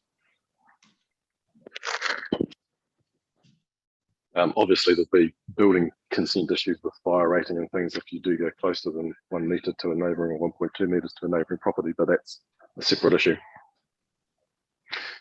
Turning to page 27, garaging requirements. And as I alluded to before, there's some interesting response from the Section 42 planner on this, changing that aspect. And I generally agree with the concerns raised with vehicles parking over footpaths if the garages aren't set back far enough. So if they're only set back 2.5 or 3 meters, then people park there and they stick over the footpath, half over the property boundary, which is not an ideal aspect from a pedestrian perspective. And that the extent of hard surfacing in the fronts of properties for manoeuvring space is not desirable either from an urban design amenity perspective and the contribution that has to the street. And I took a bit of time thinking about this because generally from an urban design perspective, you'd request that the garaging actually be pushed back behind the buildings and be not a prominent element in the streetscape. However, when you think about the medium residential zone, the expectation is for up to 3-story buildings quite close to the front boundary. The front yard's only 1.5 meters. It's a much more urban kind of response that's anticipated here.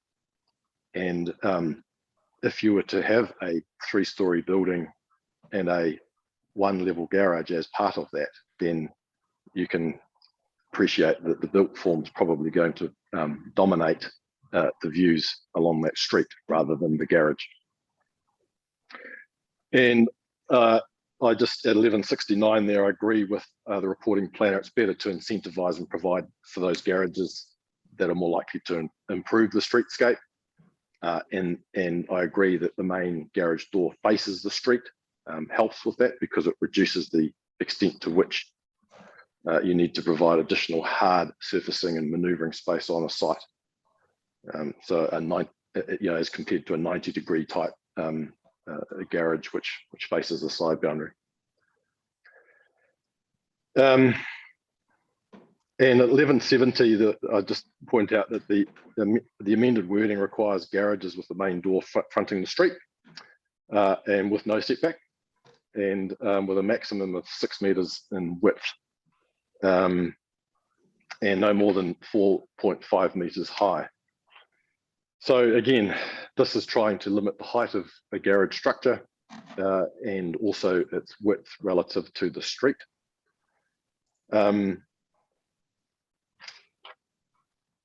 Now, I've also, and I'll just share my screen to bring up those images and evidence.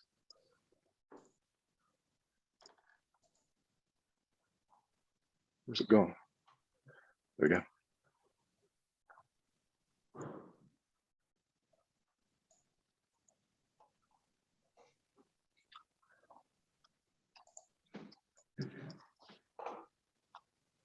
So page 28, I've included some images of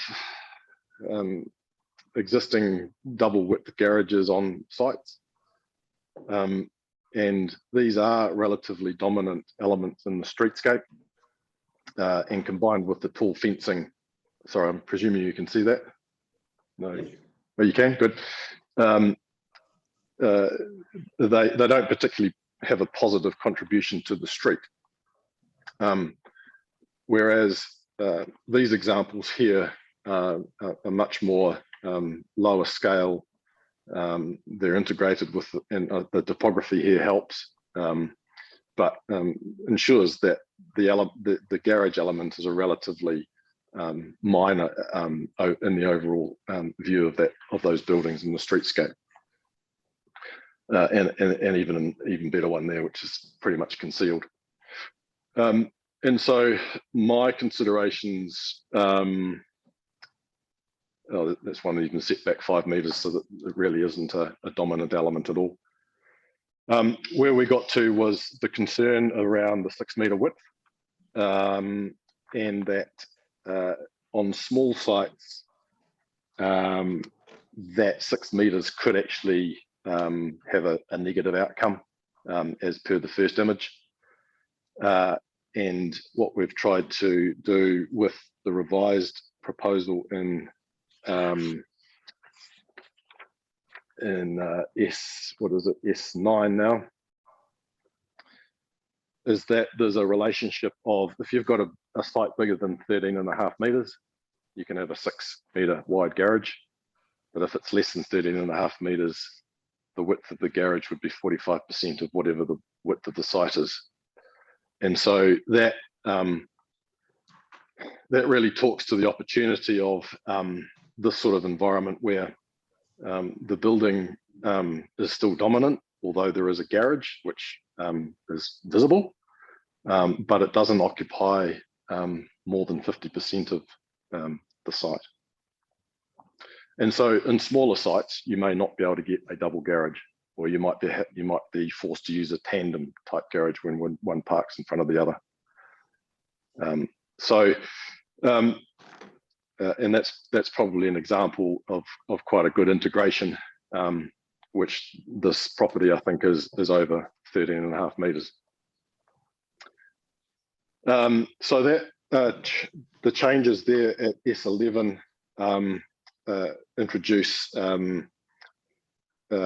those controls, which I think are necessary to help with managing potential adverse effects of a big double garage on a very small site.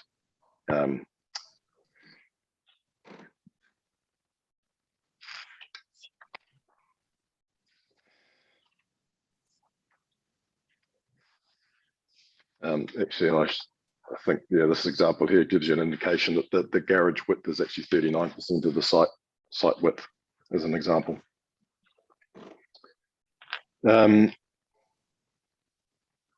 I still struggle with garage doors at 90 degrees to the street.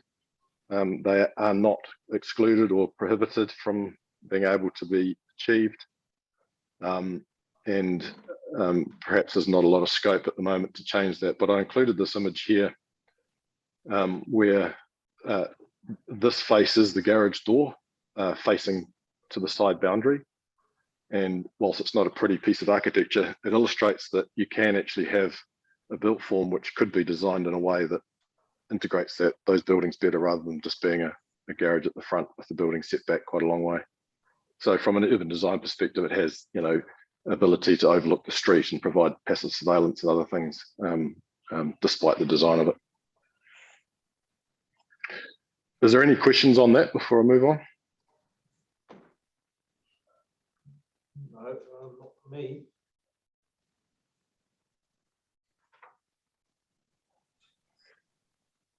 Just Nick, at 11.84 of your evidence, you've got a recommendation there. Has that been carried through into MRZ S9? That's as proposed by Mr. Campbell?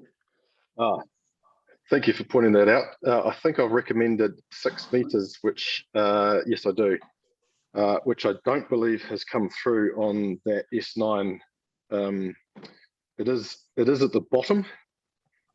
So if you have the rules in front of you, the last B3 has 6 and number 1 has 8.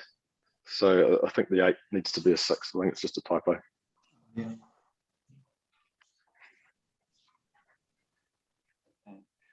Can we capture that?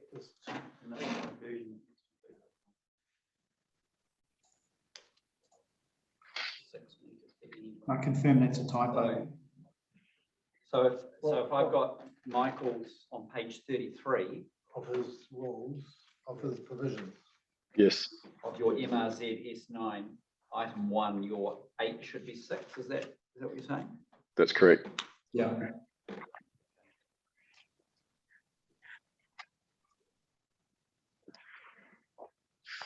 Is Thanks the for same pointing. standard in the GRZ as well? Yeah. Yes. Oh, yeah, it's the same there.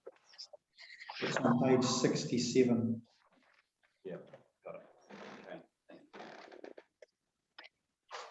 So you'll come back to that, Michael, when you do your evidence. I think Campbell, he's busy, so I'm not sure whether he's capturing this. Yeah, I'll just.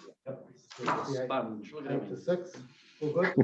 Get the machine. Excellent. Okay, that's good. No, nothing further on the on issue 2, I think that we've just got to the end of, so now Mm. we're at issue 3, okay. Great, thank you for pointing that out. I missed that.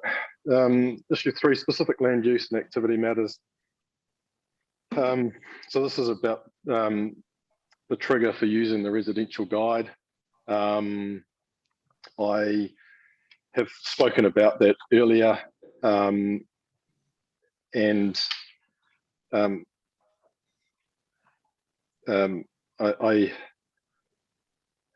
think they should sit separately as they're currently proposed, given the issues that we've been talking about, and I suspect, and I have suggested that there's an opportunity to update that further and make it better than it is, if you're going to continue using them.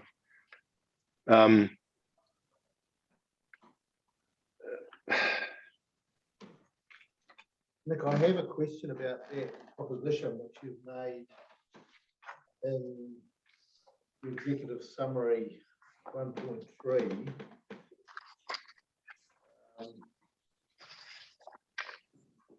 So you suggest in terms of design guides,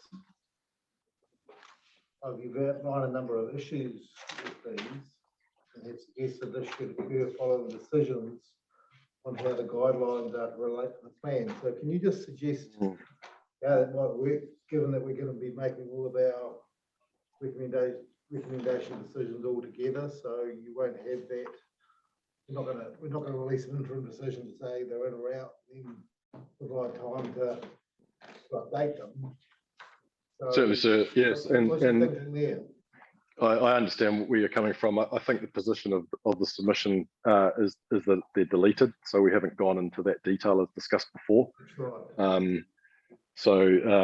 Yeah, I haven't spent a lot of time trying to make them better, and I think we need to make sure that the rule framework is agreed, and then aspects of the design guide perhaps updated would be my suggestion, but I know you're in a different statutory process to achieve that. If they weren't statutory documents, the idea was that perhaps they could be updated outside of this process in another manner at a later time following your decisions. So there is opportunity depending on how you decide and which way you think they sit in the plan or outside the plan.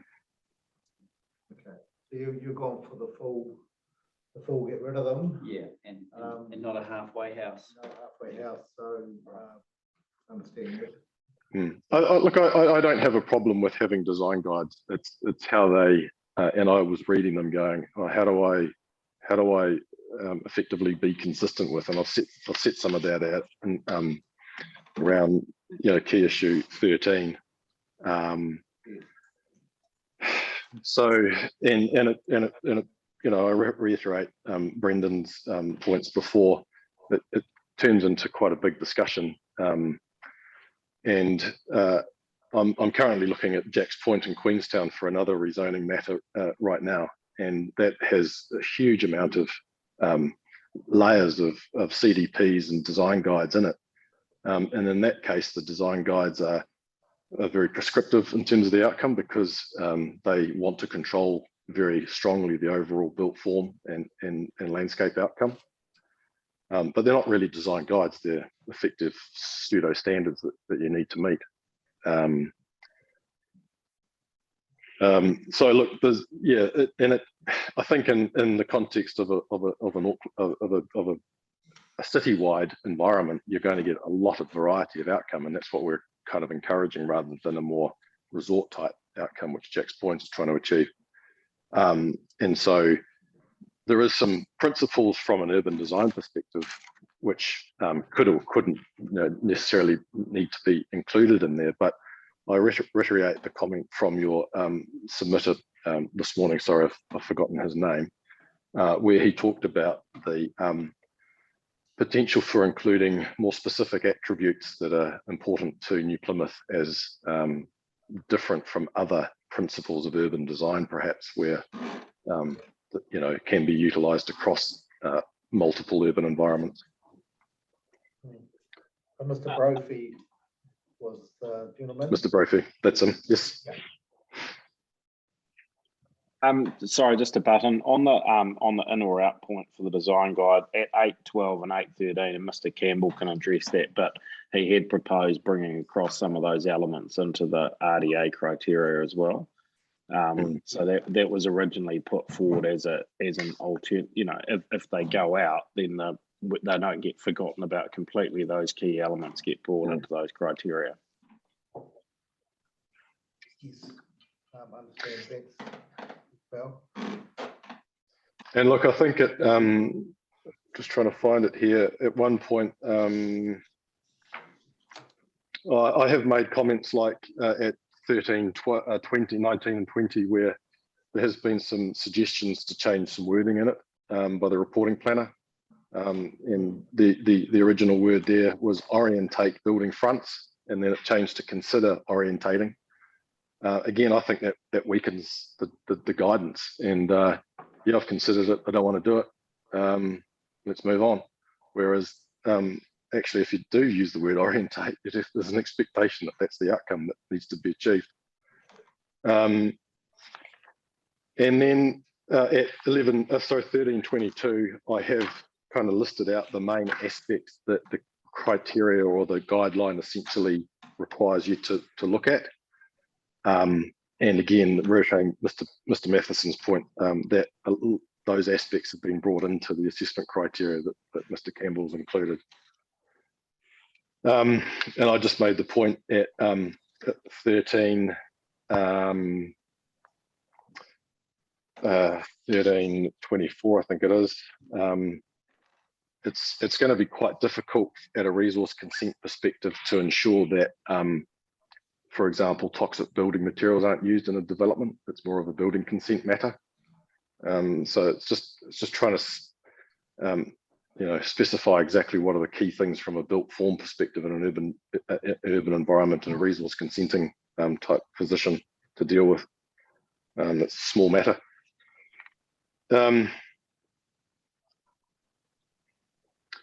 And I also suggested that that if you are going to keep them, then perhaps as an interim scenario, the outcomes that are listed in the design guide are perhaps the ones that are referred to in the unit in the plan in terms of the expectation of outcome that's required, so that it's clear that any assessment needs to achieve that outcome, and then the rest of it is guidance to achieving that outcome, which gives you some flexibility in how you might design something which may or may not be as per listed in that design guide. Where are you reading from there, Nick?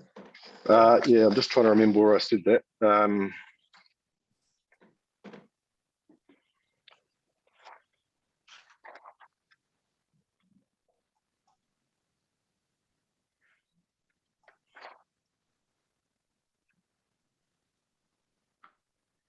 Is that 13.25, Nick? Is that what you were talking about? Sorry, I'm just trying to find it. Yeah. Let me jump around a bit. I do remember, Nick, I'm pretty sure that was your comment at one of the earlier hearings as well. Like, I think for the commercial zone, I think you might have mentioned that as well. There was definitely a focus on outcomes. Yeah.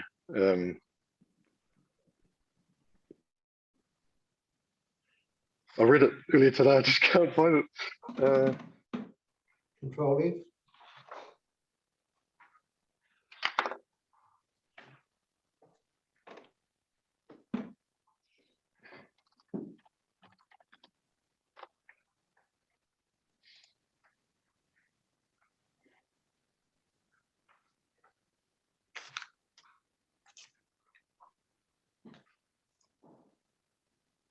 Are there chapters, are there subsections in the residential, in the guides that are titled outcomes? Yes, there are. There are, so that's, Yep. That's the thinking.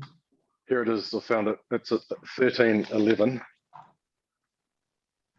which should be on your screen there, but it says, I interpret this to mean that the to be in accordance with that design guideline, the proposal does not need to meet all of the guidelines as long as the design meets the intent or will be a better outcome than suggested by the design guide. This suggests that the outcome listed in each section is the key part that will determine whether the proposal is in accordance with it or not. And if you turn to the design guidelines, you can see it's set out in a way, if you have it in front of you, I'm on page 8 of the design guide. And in number 1 there, context and character, the outcome is in orange.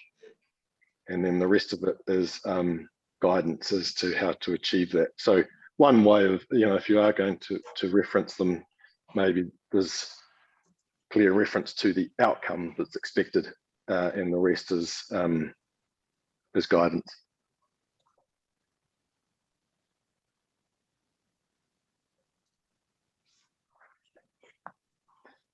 Okay, thanks. I've just made a note of that. Is there anything else you want to cover off? I think that's it. No, I think that's me for now. Thank you. Yep. Do you want to ask any other questions?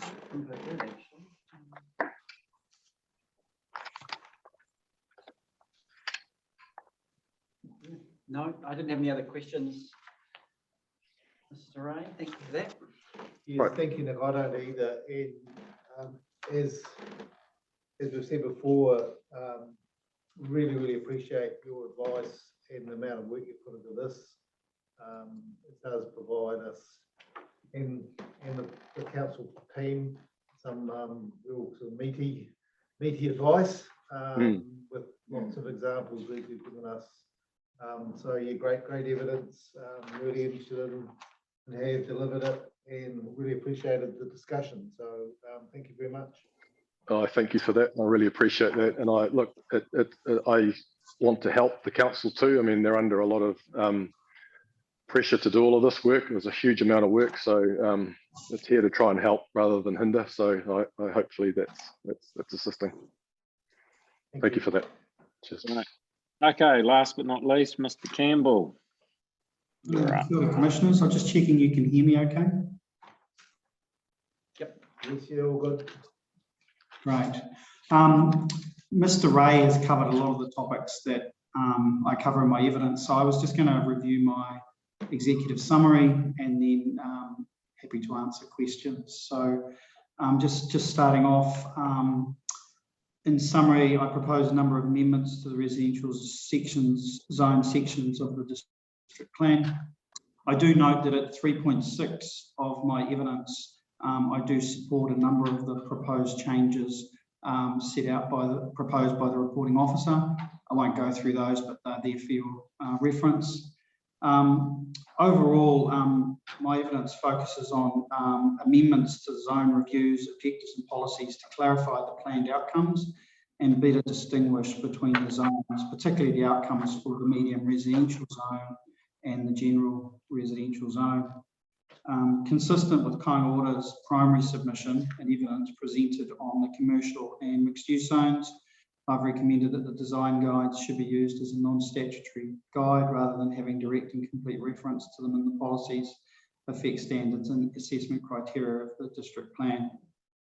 The extent to which development is required to achieve particular urban design outcomes should be clearly referenced in the matters of discretion assessment criteria to enable clear and transparent assessment, and the guidelines should be used as a tool to inform any assessment. And as Mr. Matheson indicated, I've attempted to provide some suggested assessment criteria that focus on the outcomes, particularly in relation to those restricted discretionary matters. I recommend that S1 effect standards concerning the maximum number of buildings on a site be deleted with new activities or consequential amendments to existing activities provided to enable up to 2 dwellings per unit per site in the general residential zone, which is actually consistent with the proposed plan. The difference being is that I've suggested you don't need to differentiate between minor dwellings and sleep outs. And then, as also indicated, the provision for up to 3 units per dwelling within the medium residential zone. I also recommend that the multi-unit activities be deleted or amended in place to provide for 3 or more dwellings per site as a restricted discretionary activity in the general residential zone, and 4 or more dwellings as a restricted discretionary activity in the medium residential zone. As we discussed with Mr. Ray, I've recommended roof form allowances under the maximum height standards of GRZ 2, LRZ 2 and MRZ 2, as well as an 11-metre height limit in the MRZ zone to support and enable 3-storey residential buildings in a variety of forms.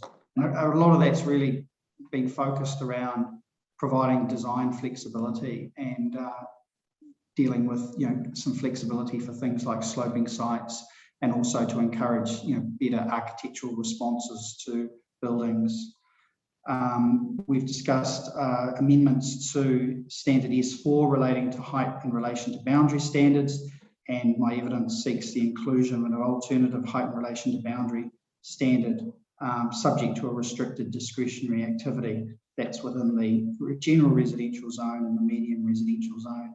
And once again, this is around providing greater flexibility, particularly in relation to this road frontage, to support residential intensification and to encourage buildings to better address the street. I've provided a recommendation on a notification exclusion for multi-unit dwellings and for the use of the alternative height in relation to boundary control where you comply with the relevant standards. And this is really about ensuring that the planned outcomes of the zone can be achieved and in my view, provides greater certainty to developers who are looking to undertake infill housing within the existing urban environment. As Mr. Ray set out, we've recommended a number of changes or amendments to the proposed plan to make efficient and effective use of the zone. This includes amendments to the building setback standards, to the outdoor living standards, to the outlook space requirements, in the privacy separation standards, and amendments to the garaging standards. And as touched on, there was a typo in my evidence attached on pages 33 and 67, and I confirm that that should read as 6 metres rather than 8 metres. Finally, I've set out my changes in Appendix A of my evidence, having discussed this with Mr. Ray, and I haven't tracked the changes in the lower residential zone. There would be potentially some consequential amendments picking up on elements relating to the roof form and the outdoor space and the outlook space, and they could be addressed if necessary. Overall, it's my opinion that the proposed changes will provide for greater opportunities for intensification and residential development to occur. This will ensure that the residential zones work to deliver a compact, well-functioning urban form, providing for increased and varying housing needs. Happy to answer any questions. Michael, just on that second last point about you haven't tracked all of the suggestions, can you just go through that again? And I just want to see whether, just for the council reporting officers' benefit, and for us, whether that was going to be helpful. Sure, and it was really around. Sorry. LEZ. It was just for the LRZ. You hadn't provided a track change. Is that what you're talking about? That's correct. Yes, I hadn't tracked some changes for the LRZ zone. I'd anticipated that wasn't really the focus of our evidence, and we aren't seeking significant changes. It was really a consequential change to the height, where we felt that if you were going to accept that the additional 1 metre roof form should be enabled in the general residential zone, which is now currently 8 metres, and we're seeking 8 metres plus 1 metre roof form, then my view was that that similar approach could be adopted in the lower residential zone. And then probably from memory, the main change other change was the use of the Outlook control. We've proposed a new control, which is an Outlook control, which is intended to manage privacy. If the panel considered that that was an appropriate standard, then there'd be a logic to kind of transposing that standard across to the lower residential zone as well. And then I think finally there were just some consequential track changes to the standards, such as the garage standard and things like that. I wouldn't have a problem if it pleased the commissioners to send an updated version of that if that was helpful. Michael, my sense is it would be helpful. You know, it's not, I think there's a process of Campbell looking at the evidence provided, then providing us final right to reply, and then we'll look at it around. So if you could please provide that through to Julie, and then Julie will get that to Campbell and put it up on the website. I think that would make it complete. Sure. Thank you. So Kit, over to you. Made a note of that. Thank you, Michael, for your evidence. Very thorough, much appreciated. So just a few sort of broad questions, really, because I think we've sort of had a really good walk through the detail with Nick, and certainly got a good sense of all of those more mechanical changes and what they might mean. I guess the first sort of big picture question really comes where you start pages 10 or 11 in your evidence, and the overall opinion of 4.3 is that you don't think current provisions appropriately provide for sufficient housing choice and variety in residential built form to support changing demographics, lifestyle, rising housing costs, future housing demands. You then go on to say there's no clear differentiation in the effects standards. Is that second comment related to the first? And if not, what are the main reasons you think that current provisions don't provide for that housing choice and variety in built form? I think there is a combination of the various standards working together. I think in terms of the medium residential zone, I think the fact that it's restricted to 2 units, I think is effectively kind of doesn't really enable or encourage the greater intensification, particularly in the areas where we've identified in our other evidence. I also think one of the bigger issues that the panel will need to consider really relates to those notification provisions, because at the moment, I think that's a critical issue in terms of delivering on the intensification. If you make it too, in my opinion, if you make it too difficult to jump from a permitted activity to a restricted discretionary activity in terms of the process, what you will then tend to do is create a de facto density rule. And then what you would inevitably do is you're setting up a situation where you're effectively encouraging people to revert to the permitted activity. And I guess in my view, that kind of discourages opportunities for people to think about the delivery of innovative housing. Anecdotally, at least, if I look back at the historic approach to density, say, for example, in the Auckland Isthmus, where density rules were the prevalent rule in controlling urban form prior to the unitary plan. Once you start to kind of really place strong emphasis on a density rule, then generally it encourages people to build the biggest house that they can. If that's the consenting pathway, that is the path of least resistance, generally people will either tend to prefer other areas which are easier to consent, perhaps greenfield areas, or they're going to build the biggest house that they can build. And one of the outcomes that's occurred, certainly in my experience, when you remove a kind of a strong density control and you focus on the urban outcomes, and you have certainty about the outcome in terms of the developer or the builder, is then you tend to look at delivering a housing typology that suits the demographic of the area. And so in the case of what we're experiencing is there's a lot more incentivization for people to look at building, for example, 2-bedroom homes, for example, which we've noticed, particularly in the last few years, a strong market demand for that type of housing. But if you have a strong emphasis on a density control, in my experience at least, it tends to encourage people to build the biggest house.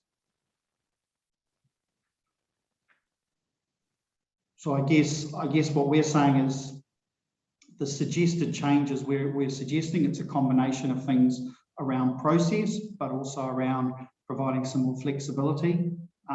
We'll work in conjunction to really, I guess, provide greater incentivization to people who are looking at brownfields areas to redevelop.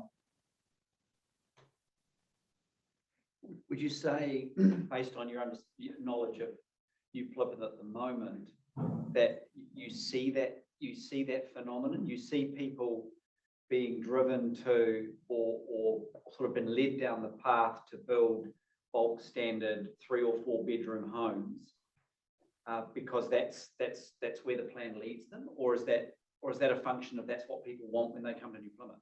What drives a land, an infill or even a greenfield to choose a different typology? Is it simply the planning rules enable them to do that, or is it market driven, or is it a combination of both?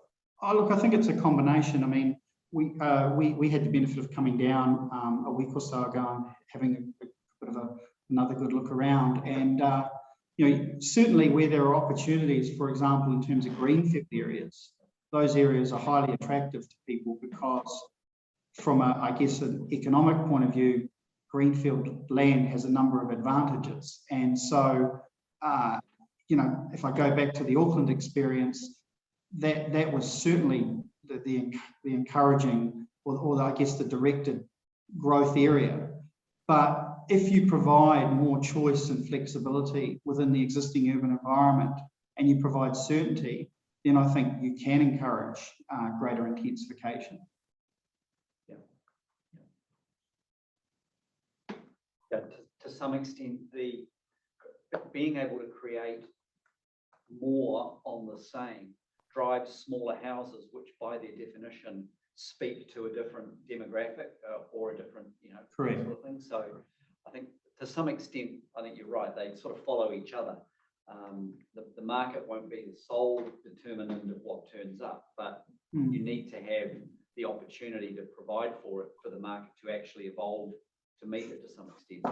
That's right, and I think the market in any area sort of needs to build up its own intellectual knowledge around building typologies. I kind of think of the work we did at Hobsonville, and when we first, Hobsonville is interesting because if you first go to the very first street of Hobsonville, Station Road, they're all standalone houses. And when we first started working on that project, a lot of the builder partners, which is your J Gardner, your Gelcon, your classic builders who are all building in there as builder partners, they said to Hobsonville, they said to Hobsonville Land Company, we can't build terrace, we can't sell it to the market and all of those things. And so there was quite a lot of blowback from the development community.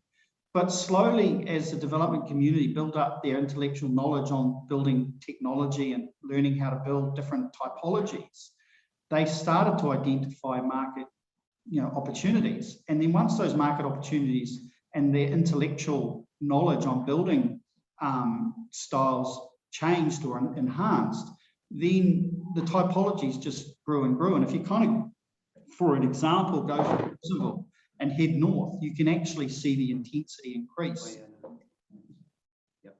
I mean, a key factor there, of course, was that the smaller houses were cheaper. So instantly within the Auckland market, you opened up home ownership to a whole other socioeconomic group. And sort of, so the two worked together to that extent, didn't it? Yeah. And you find, what you also find is, a lot of people want to stay in their communities.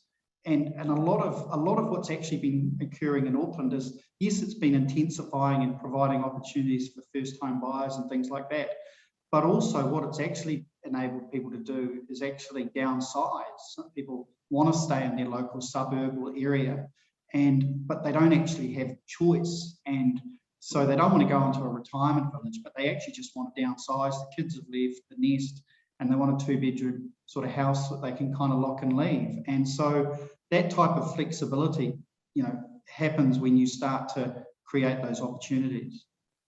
Yeah, I mean, I think you can't underestimate that sort of human need to want to stay in the community that you've actually raised your own family, and it's quite a human drive. I mean, I see it in the eastern suburbs where I live. Yeah. But for the longest time, it was very much Res 6A, or maybe some sprinkled old Res 2. Yeah. And the moment the zoning's changed, it didn't have this major concern that a lot of people thought that it was suddenly you were going to get a whole different demographic move into the neighborhood. What happened was that the bigger sites were released and created from one house 3 small houses that then 3 families from the neighborhood that had retired didn't want the the 600 square meters anymore. They all ended up buying these 2+1 little bedroom terraces or houses, and then three houses became available in the neighborhood for other people. It was everyone just sort of recirculated. Everyone sort of moved around a little bit rather than an entirely new socioeconomic change happening within the neighborhood. And I think that's a reflection of that phenomenon. One thing I just want to make sure I'm clear on, Michael, in your evidence of 4.3, where we're talking about this enabling greater choice and variety. It is Kaingaroa's case, isn't it, your opinion, that the changes that you're suggesting to the standards, the actual mechanics of what needs to be provided for, are actually a critical part of all of this, because that they also enable a high amenity environment, but in a way that doesn't stifle choice. So you've got standards that are actually more flexible in terms of creating that opportunity for greater variety. Is that your case? Yeah, absolutely. And I mean, in some cases, we've suggested standards that perhaps are more conservative than the current plan. A case in point is the outlook control, which we've used that control a lot. And it's a really, from my perspective, a really good standard to provide quite good clarity on maintaining a good level of amenity on sites. And particularly, a lot of those interface issues when we are moving towards a more intensive environment. I mean, the whole purpose of the outlook standard is, say, for example, the living environment, which is a 6x4 meter outlook. The genesis of that is actually about the relationship with another living area. So the idea being that you could never have 2 living areas facing each other closer than 12 meters as a general, because 12 meters is generally seen as a reasonable standard to maintain privacy between living areas. And so it is very much a package in terms of the various standards, and also not forgetting the importance of I guess that qualitative assessment. I don't think you can deliver all the intensification and quality outcomes just with standards alone. You do need that qualitative assessment. And just if I can add to that, you'll see when the commissioners read, whoever's on that panel, the evidence for the rezoning, Kaingaroa has pulled back some of the medium density on the basis that some of the changes being sought to the GRZ will enable some of the intensification to occur in that zone as well. So the two are linked. Yeah, I absolutely. I mean, I always thought the requirement for these outdoor spaces to be adjacent to living rooms and bedrooms. There's the new requirement in the MHS zones in Auckland, and I always thought, well, that's a bit peculiar, because all you're doing is effectively directing where the outdoor space ought to be located around the site. And then actually having gone through the process of complying with that requirement on a new house design, I realize how valuable it is, because in comparison, some of the older houses that I note in the street, they're a big house plonked at the front of the site, and all the outdoor space is this massive backyard that actually no one enjoys in the bad weather. Whereas making sure you've got outdoor space with outlook adjacent to prime living areas actually improves the indoor amenity for when you can't go outside, and it's actually quite a good outcome in a way. So I've sort of come to realize that in my own sort of situation. The other, I guess the other thing I wanted to ask you about was the alternative height in relation to boundary rule. I mean, this was a new piece of technology that came into the unitary plan, and I'm just interested in your experience as a practitioner as to how long it took for the development community to sort of get their heads around it and be able to use it and apply it in a useful way after the plan became operative. From my experience, it was pretty quick. I mean, dare I say it now, with architects and the way they work now, with everything sort of CAD'd up, the actual mechanics of actually designing it, once they put it into their models, everything I've been told, it's pretty easy. The days of sort of paper and sort of scale rulers are well and truly beyond us. So I haven't had anything necessarily expressed that it's a concern. It does require a bit more thinking. It's not you do need to, it's very site contextual in terms of the assessment criteria.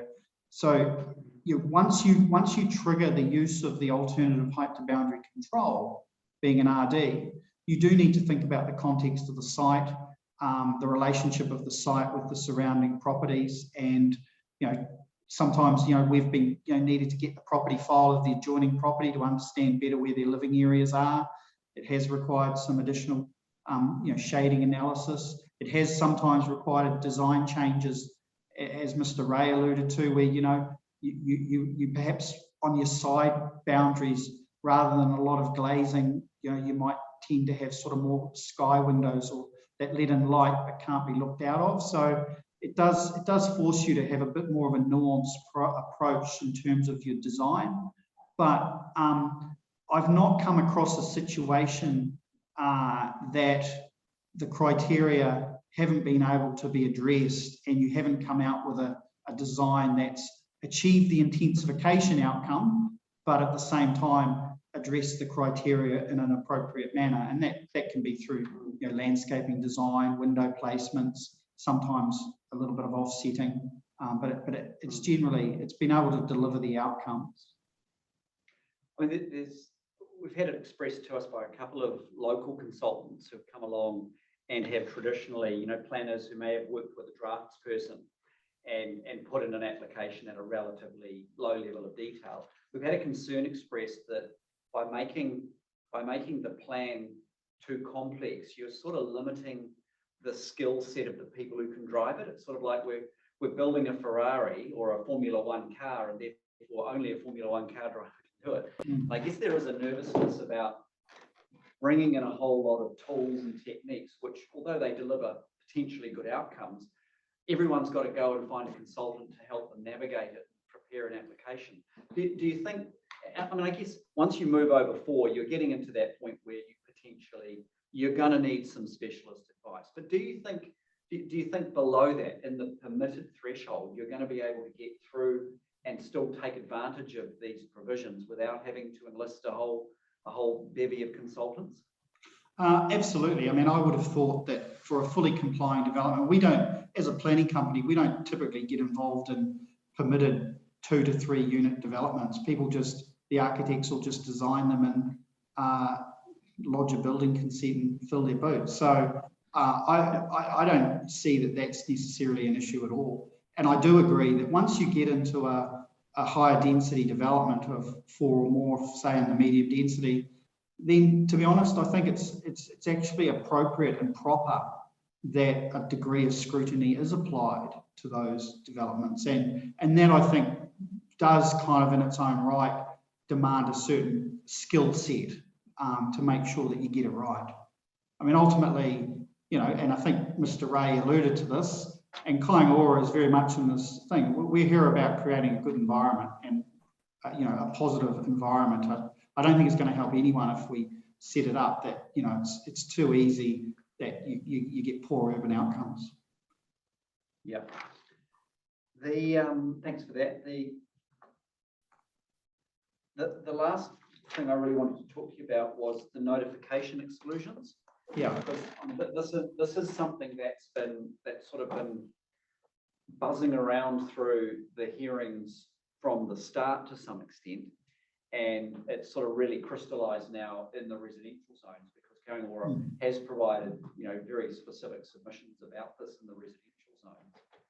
I guess there's two questions. One is you'll be familiar with this scenario in Auckland where even though there is a notification exclusion within the some of the residential zones for restricted discretionary multi-unit development, Yes. it invariably gets ignored or put to one side because any development also triggers Auckland-wide rules that might have a discretionary status, and then the whole thing gets bundled as discretionary and no one deals with the non-notification rule. Do you and on the current scenario of the way this plan is constructed, if we accepted Kaingaora's relief and included a notification exclusion for the multi-unit development as you proposed, it would still potentially fall into that same problem that, well, is it a problem? I guess that's the question. Is it a problem that where you might need to do earthworks, some drainage works, for example, you might have a vehicle crossing standard that is triggered into a discretionary. Do you see that those bundling, those multiple consent problems effectively may end up defeating the notification exclusion rule? And if so, do we have a way of dealing with it? Yeah, look, if you'd asked me that question 6 months ago, I perhaps would have told you no. But in light of a recent case law in relation to a judicial review in Auckland, which you're obviously aware of, that has created a degree of uncertainty in Auckland in terms of that issue. We are sort of picking our way through that real live time, and I can say we are, you know, getting consents on a non-notified basis for multi-unit developments, but it has created a degree of uncertainty both in terms of the professional community and in terms of the development community around those, particularly as you get into larger sites. So, I mean, I don't think that had ever been the intent of the way the plan was structured, and it always does seem to me to be a bit perverse that the plan says that a multi-unit development that complies with all the controls can be non-notified, and then you need a consent for earthworks, which is completely unrelated to the matter at hand. To me, it does seem perverse. I don't know to what extent there's scope for the commissioners to kind of clarify that point in the plan. I certainly would support it if that wasn't able to be achieved. Yeah, I mean, I think your issue is that it's not that you might need a consent for earthworks, because controlling and managing earthworks by way of conditions is quite important once you get a certain area of volume.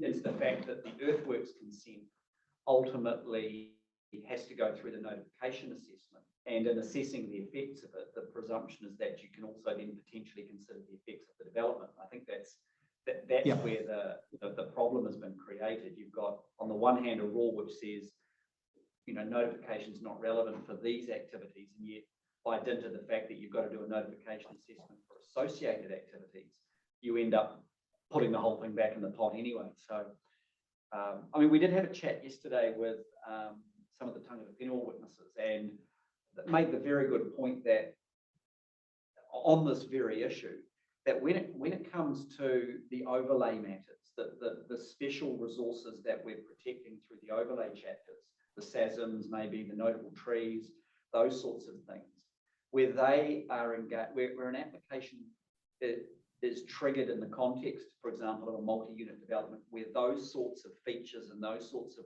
resources are need to be considered, that in those instances, the broader notification assessment might be appropriate because those resources have specific protection under the plan. I mean, do you have a view on that? Well, I think it would be fair to differentiate those more notable aspects from, I guess, your general aspects, technical things like earthworks or other things like perhaps traffic infringements, manoeuvring or things like that. So, yeah, I mean, I wouldn't have thought when we've looked at the residential zone that those notable areas, they don't feature across the zones significantly anyway. So I don't see that would impinge on the outcome, the wider outcomes being sought by the residential zone if that structure was in place. Well, and that's certainly the advice we got yesterday, was that there's a vast area of medium density zone that is not affected by those special features. Yeah. So then, if that's the case, it's a question of whether there's scope to clarify, in the event that we went down this path and wanted to put in a notification exclusion rule, that the notification exclusion also applied to any ancillary earthworks, or we'd have to think about how we craft it so that it applied to all of the activities that were associated with the residential development. Much like that wonderful little rule the government put into Section 95 for a few years and then took out again, the associated with residential activities. Sort of thing. Yeah. I think it was provided it wasn't non-complying, I think was the way it was drafted, wasn't it? Yeah. So look, I'd certainly support that approach. Yeah. Yeah. The notification, I mean, in your experience, the notification threshold or the like does have a real effect on how people design, doesn't it? Yep. Yeah, it does. Yeah. People will generally try and make things comply where they can. And the other thing is, you can't underestimate the certainty it provides to people who are looking to invest into an area. If people are going to buy land, I mean, when we're approached, the first question they'll ask is, well, what can I get on my site? And if I can, what's the chance of notification? And those are critical questions that investors and developers ask when they come in to develop a site.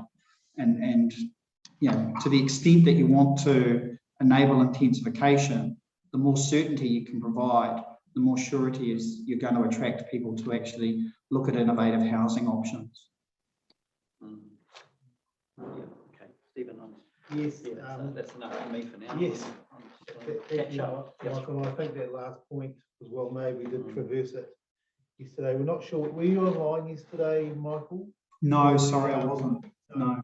Yes, there was a mic online, which we still can't work out who it was. But yes, those points were traversed and questioned with some of the other planners yesterday. So you've just confirmed that key point, and it's certainly something that always occupies my mind when activities are in that controlled RDA space where they are anticipated. Parties should just be able to get on with the job within the standard set and deal with the council just on the details around final design, and that certainly is an incentive with the development community I work with. Getting tied up in knots with neighbour disputes and things is a bit of a turn off in investment terms, both time, cost, and just the whole feel of the process. So thank you for that evidence on that point. I really just have one other line of questioning or question, Michael. I've put a line around your 3.2 to 3.5, which really does encapsulate the theory of Kāinga Ora's case as I read it. Those are the key directions that Kāinga Ora is putting forward to us. Yeah. In quite an eloquent way. You do relate back to the strategic objectives and flowing through obviously from what was discussed in hearing one. Yes. So that's all well written, and it's going to be useful for us as we do deliberate. Your position on the interim guidance version of these strategic objectives, are you, I may have asked you this before, are you generally comfortable where those are landed? Yeah, I am generally. I think it's pitched quite well. I mean, possibly coming back to, and you raised this issue earlier this morning around this issue of planned character versus outcome, and I've kind of tended to, Mr. Ray touched on this, I've tended to prefer planned outcome as opposed to character, and that's maybe just because I think character tends to have a slightly different connotation. But yeah, we've had others, just on that point, Michael, we've had other parties who have also been encouraged by the adoption of this concept, but have considered that the word character invokes things that are both tangible and intangible. Tangata Whenua, for example, their view is that the planned character of an area not only includes what buildings and the intensity of people that might go there, but also the expression of their values and their position within that area as well, so that the future of these zones also reflects a recognition of them in it. And I think they were saying that the word character sort of captures that a bit more than outcomes to some extent. But look, it might be semantics. But I mean, just coming back to that point, do you agree that character is, in this sense that you're using it, representative of something more than just a greater density of built form, that there are other things that we are trying to plan for this district for the future? Generally, yes, yeah. Look, I think it's not just about the number of units, but I think equally outcomes can achieve that point as well. And I think the strategic directions are actually quite good in terms of the other section, which I haven't copied in this evidence because that wasn't my focus, but in where you've covered off the mana whenua issues, you've got some good issues in there that cover those off as well. So, I mean, let's not necessarily lose sight of the other ones that are relevant as well. Yeah. Michael, Thanks, sorry, interrupt. Yeah, no, that's good. I did make a note about this term planned amenity, but I can't find my notes in your evidence. Do you remember referring to that term? It doesn't ring a bell, but doesn't ring a bell. Yeah. Certainly, I was interested in the difference between planned character and planned outcome. I may have either dreamed it or read it in someone else's evidence. I mean, it might have been in the context of those controls that are, for example, the outlook control. They're I guess when we're thinking about amenity, there is probably a reference to the fact that as you move to a more intensive urban environment, your expectations for amenity are probably different to perhaps historically what those expectations might have been. And there is probably a continuum of expectations of planned amenity depending on the zone. I mean, your expectations of amenity, for example, in a city centre zone, in terms of an apartment style living, will be different to perhaps an expectation for amenity in the general residential zone, we obviously. So there is, I guess, what I would say is amenity does evolve depending on the zone. It's not a fixed thing. If I can just add a comment to that. I've always seen amenity as a reaction rather than necessarily something separately tangible. And if the actual definition of amenity refers to sort of appreciable, effectively it's a human response to a building or an area. So I think planned amenity would be quite a weird provision to use. On the character outcome, I wonder whether an option might be to say recognise the local context and planned urban form and character, because I think they are, character is certainly broader, but that might capture both elements. Because I agree, I think planned future character of an area is really useful, because I think it is broader than just urban form, but that might, as a suggestion, capture both issues, and bearing in mind your comment earlier, Commissioner, which I absolutely agree with, which is don't fudge objectives or policies, because you just cause a problem down the line. So say what you mean. And if that's what you mean, then let's avoid a debate in the future about whether character includes buildings or not. Like, I mean, I'd be comfortable with that wording. It does flow back into the rest of the chapters we've been hearing, and the team here are looking at these sorts of later discussions that have come up in their sweep up hearing, doing a bit of a check back, and the whole team's working pretty hard together just to look at that. So certainly, Campbell, if you could take this discussion forward. It's a good one, I think. Both, all the way perhaps up to the strategic objectives, to see whether we just quite captured it with that term and character. You'll be pleased to know that your evidence was very persuasive and it went through the council. And so in the rural zone hearings, we were getting consequential amendments to change the phrase rural character to, I think, the planned character. Well, it was the predominant character changed to the planned character of the rural zones. And as much as I know we all love the term rural character, I just don't know whether the concept worked well in a zone where the overall outcome was to minimise the amount of change to make it a priority zone for rural production activity.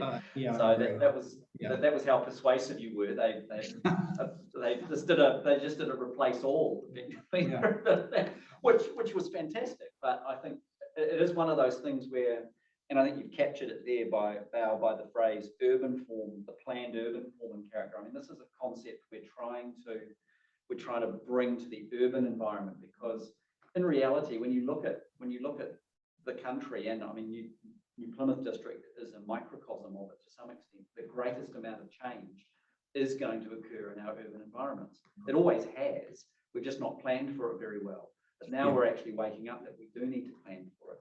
And even chatting yesterday, in terms of the residential zones, that's where the most activity is going to occur in New Plymouth over the next 10 years. So I think we've got to be, as you say, really upfront about what it is, the expectation is for everyone to know that, I think. And I think rural. Yeah, and I think, Commissioner, if I may, the urban residential zones, in my experience in Auckland and elsewhere, and I remember back to horror stories in the North Shore, you try and get a 2-story building in anywhere, or change in anywhere in the residential zones. It was so difficult, and it was fought so hard. Yep. That was because the existing environment became the status quo for what was allowable in the future. Yeah. That's right. Okay, no, that's quite helpful. Yeah. All right. Look, I think we're done. Michael, I would like to express my appreciation for, again, the obviously huge amount of work that's been put into this, and the grunt that comes behind your evidence in the Kaingaroa case. It is very helpful, I think, to the council to look at these other ideas you've brought forward, and certainly for us. So I'll just restate, really good evidence, very helpful, and just really appreciate your advice. So thank you very much. Thank you, Commissioners, and I'll get that track changes of LRZ zone to Julie ASAP. We're seeing you all next week, aren't we? Yeah. Yes. Yeah, we'll be there. We're coming in person. Yeah, You're just coming to prove, in person. just to prove we exist and we're not avatars on the screen. You have pre-recorded your submissions. Brendan, just to wrap up, Brendan, I'll just, you've been sitting there patiently, just from Kaingaroa's perspective, is there anything you want to add to any of that discussion quickly? I mean, the only comment I would add, and just going back to the conversation you were having about notification and, you know, those LURGI discretionary activities that pop in. I guess the thrust of the submission in the case that we've tried to weave through all the various hearings is being very, there's a need to be very deliberate about the selections that you ultimately land on in terms of the activity status for particular things, and being really clear about, do we know what we're trying to manage? And if we are, then do we need discretionary activity? And if we have gone restricted discretionary, it's almost a point of, do we actually need to consider the question of notification? Do we need to have this notified, or is it something that is purely technical and that we can manage? And I think I almost heard that's where it was kind of going at those regional and district wide rules, and that is something that we're tackling universally across all of these processes across the country. It's about the deliberate choice that we make in the plan making will drive an outcome. And probably the one thing I didn't hear discussed is the marginal cost of those decisions. And we're a fairly large developer, but we do have to sit with our colleagues in the development management team. And quite literally, if it's I can get 3 units non-notified, or you're telling me I will be notified, or there's a big risk of being notified to do 5, there's a big process uncertainty and cost there. And in real terms, people will go, let's do 3, because we know that's certain. We know we're not going to be notified. We know we have a clear path of things that we have to consider. You go into 5 units that's discretionary for some other reason, unrelated to the outcome that you're driving to, and people get nervous, and there is that marginal cost. And it's very hard to, and I know in other forums I've been asked, what is that marginal cost? And it's hard to articulate, because you don't actually know, and even as council, you won't know what you don't see put in front of you. And I know inside our own activity, there's a lot of work done in the briefing of a project, and those discussions are very real that happen before we even start engaging with council. You know, profiling the risk sits front and center at the start of a project. So the way you set the plan up, that actually frames all of that from the outset. From a plan making perspective, my observation is that at a policy level, notification rules are really around having confidence that we know enough about the activity that we are contemplating happening, that we don't need to go door knocking to the rest of the community to get their views on it.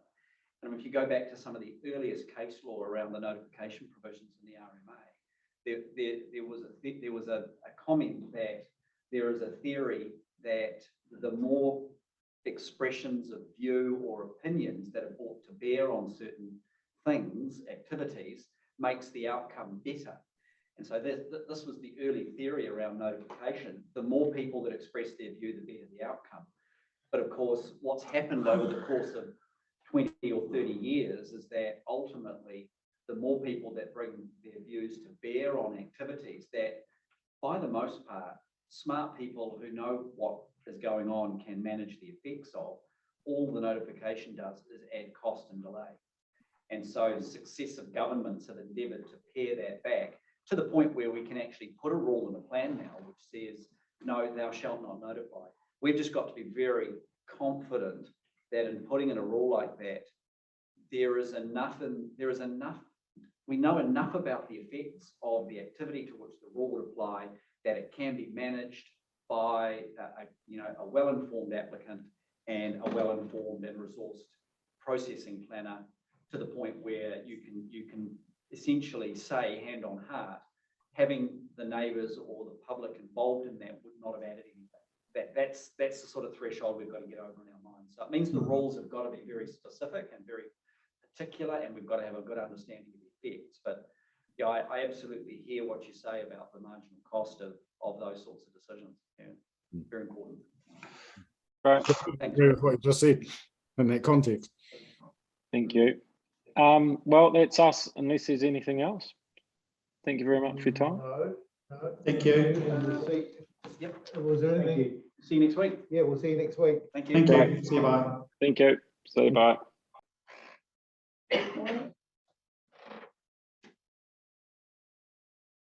Thank you, Campbell. We're now going to hear from you in terms of your verbal right of reply. And a few people listening in. Even now. Thank you. Thank you, Commissioner Dace. And yeah, general thank you to the panel for the opportunity to be part of this hearing. It's been a really engaging debate over the last couple of days. I really appreciated the submissions by everybody and the tone and manner in which it's been undertaken. I've been frantically writing down, typing notes and trying to get across as much detail as I can. So lots for me to consider before my written right of reply. Just in terms of specific responses or direction from the panel during the hearing, Commissioner Littlejohn asked whether the term planned character was appropriately positioned within the urban form and development strategic objectives. This question's been asked of other submitters as well. So noting that the term is found currently within UFD 19.2 and is being widely adopted throughout the PDP chapters, I agree that it could potentially be better referenced to reflect its emerging importance. Both Commissioner Dace and Littlejohn requested general feedback on the wording of the strategic objectives outlined within minute 9 and how this could be improved. Commissioner Littlejohn mentioned the wording, current wording of UFD 13.9 as an example. So I've sort of undertaken to review with the other officers the sort of fine-grained wording of the strategic objectives as they stand, including looking at this term planned character and provide some further feedback on where specific wording improvements could be made as part of the sweep-up hearing.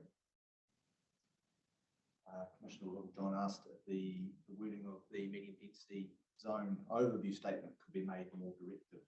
And I think in light of that question and the evidence of Mr. Campbell, who's also suggested some changes in that area, and I'm thinking particularly in relation to anticipated building heights, stories, building story heights. So I'm going to undertake a further review of all of those overview aspects or overview areas of the chapters. I think that is part and parcel of trying to, again, give those chapters their own personality where that's required. In terms of the actual evidence heard, and just turning quickly to Tangata Whenua, I'd like to thank Mr. Kipper, Ms. Marco, and Ms. Horror for the time they took to explain the concerns they had regarding the inclusion of Te Ao Māori in the residential environments of the district, and also the concerns that they raised around the design guides. Found that evidence really, really powerful, very challenging. Yeah, really resonated, absolutely. So I do acknowledge the support that we have provided in terms of the desire to see the statutory design guides retained, noting that the current content of the design guides does not adequately reflect the principles of Te Ao Māori, including tikanga and Whakarongo Māori. this issue has been a challenging one to address in the absence of suggested content changes. And given my agreement that very much only Tangata Whenua can really speak wholeheartedly and own those value statements and judgments around their own cultural values.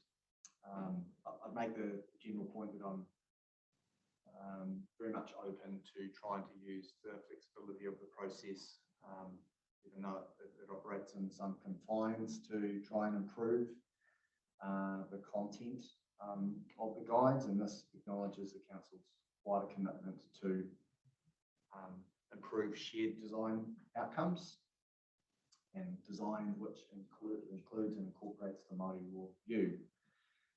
And in my view, this will ensure that the design guides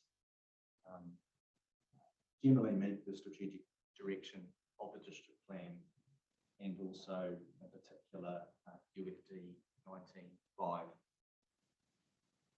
So at the direction of the panel, I have considered some possible conferencing exercise, and I do have a printout of a one-pager which I've developed. So this basically involves conferencing and very much seeking sort of feedback on the timelines involved.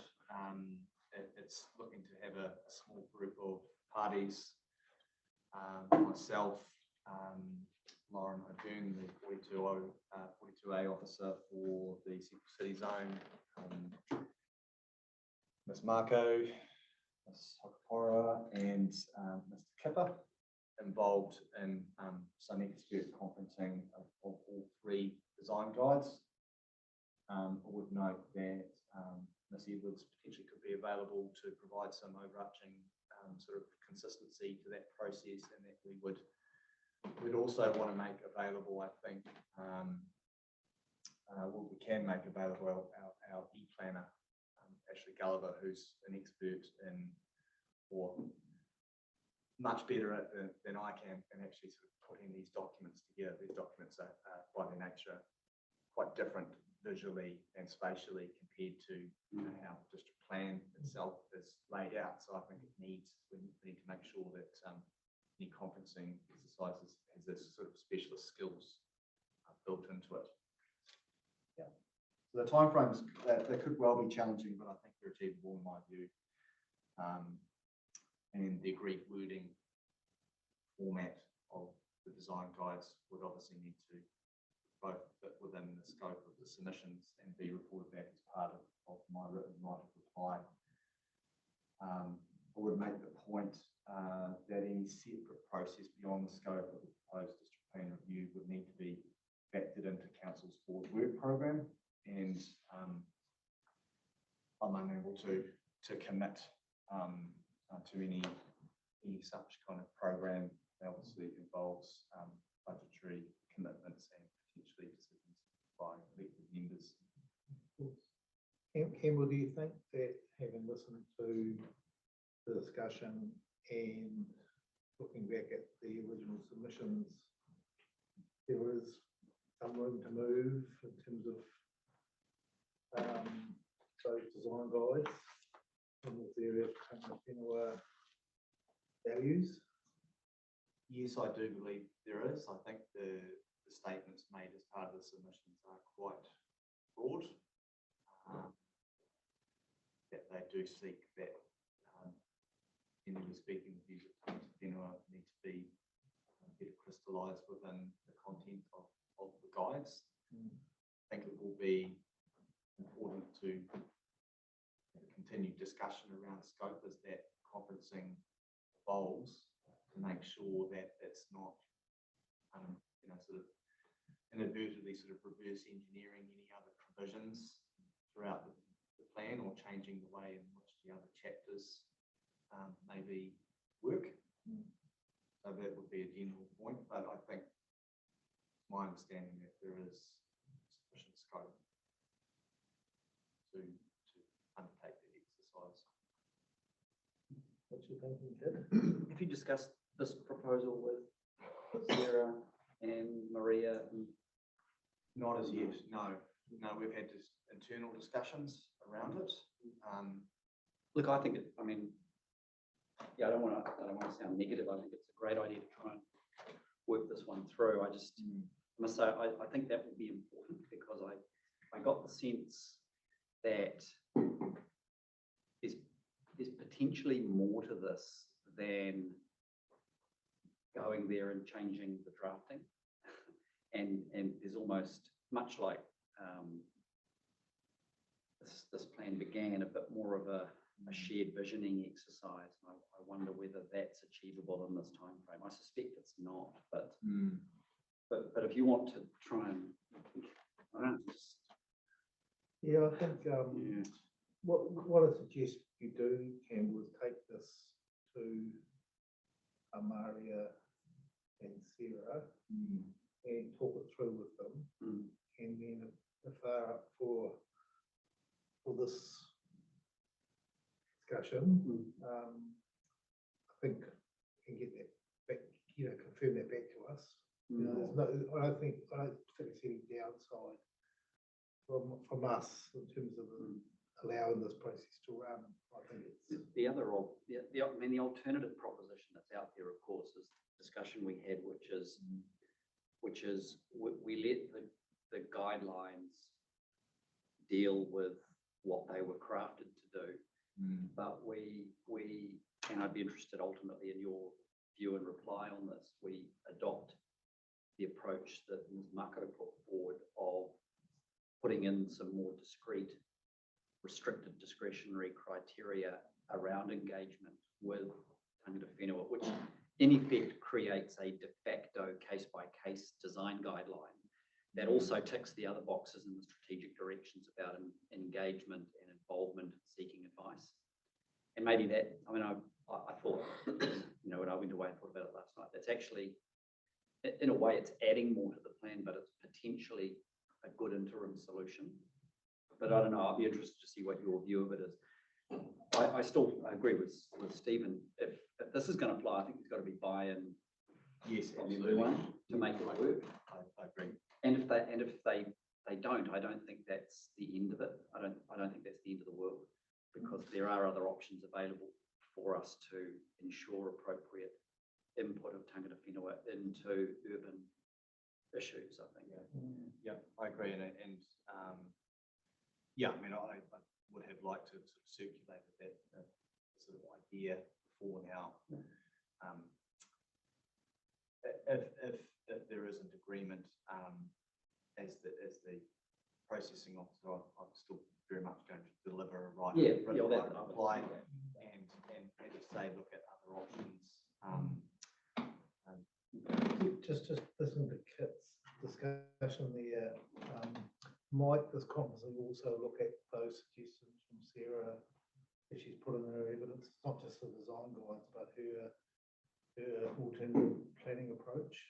So if the minute, you could discuss that and do some have some discussions and do it when the statement was on both the design guide alterations and maybe thinking about what Sarah's put forward as an alternative provisions.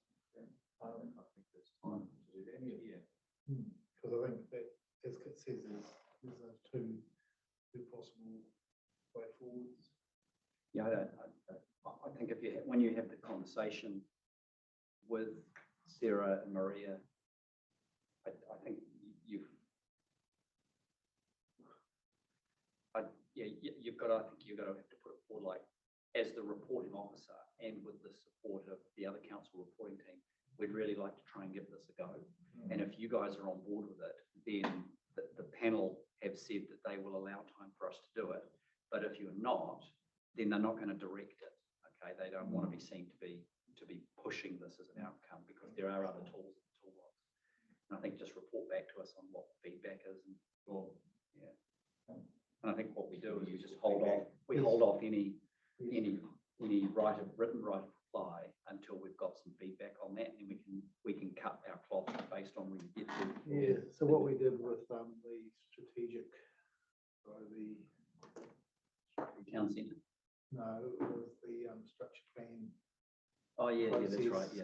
Yeah, well, that's still going on as well, Yes, isn't it? Rory Wayne confirmed, came back to us and I said, yep, tick it off in Yep. terms of this final thing. So I would have thought maybe by early next week, you'll be able to come back to us. Yeah. With a firm proposal or otherwise. And we'll just wait for that. So I think the way Kids Couch is great. You know, we don't want to direct it, but if the spirit's there and If everyone's willing, time, then we'll adapt the process, I think, to accommodate it, yeah.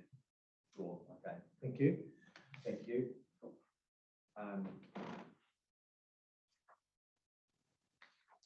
okay, so just to acknowledge the concerns raised by Ms Marco in relation to both the planned outcomes for the residential chapter and also the concerns she raised around the Kainga housing provisions. That was standards LRZ, GRZ and MRZS1. So that's kind of wrapped up in the conversation we've just had, but I'll be undertaking further assessment of those provisions, bearing in mind some of the discussion that we heard around the challenges of developing Māori land and the ownership issue that was raised and how that kind of impacts on that comprehensive development of Kainga. Yeah, well, there was a stuff article I read this morning about that very issue on a New Zealand basis. It's really challenging. Yes, it was more about access to finance. For Māori land. For Māori land, Oh, yeah, after the old state-owned, the State Advances Corporation used to be the only one that would lend against Māori land, and they stopped doing it, so. Yeah, Kiwi Bank's got some proposal, but yeah, it was just I thought you'd find it interesting if you. It's a bit anachronistic. Yeah. You looked it up. It's in the Herald. I think it was a stuff one, but came through. Not evidence. No, it's not even. Just out of interest. Yeah.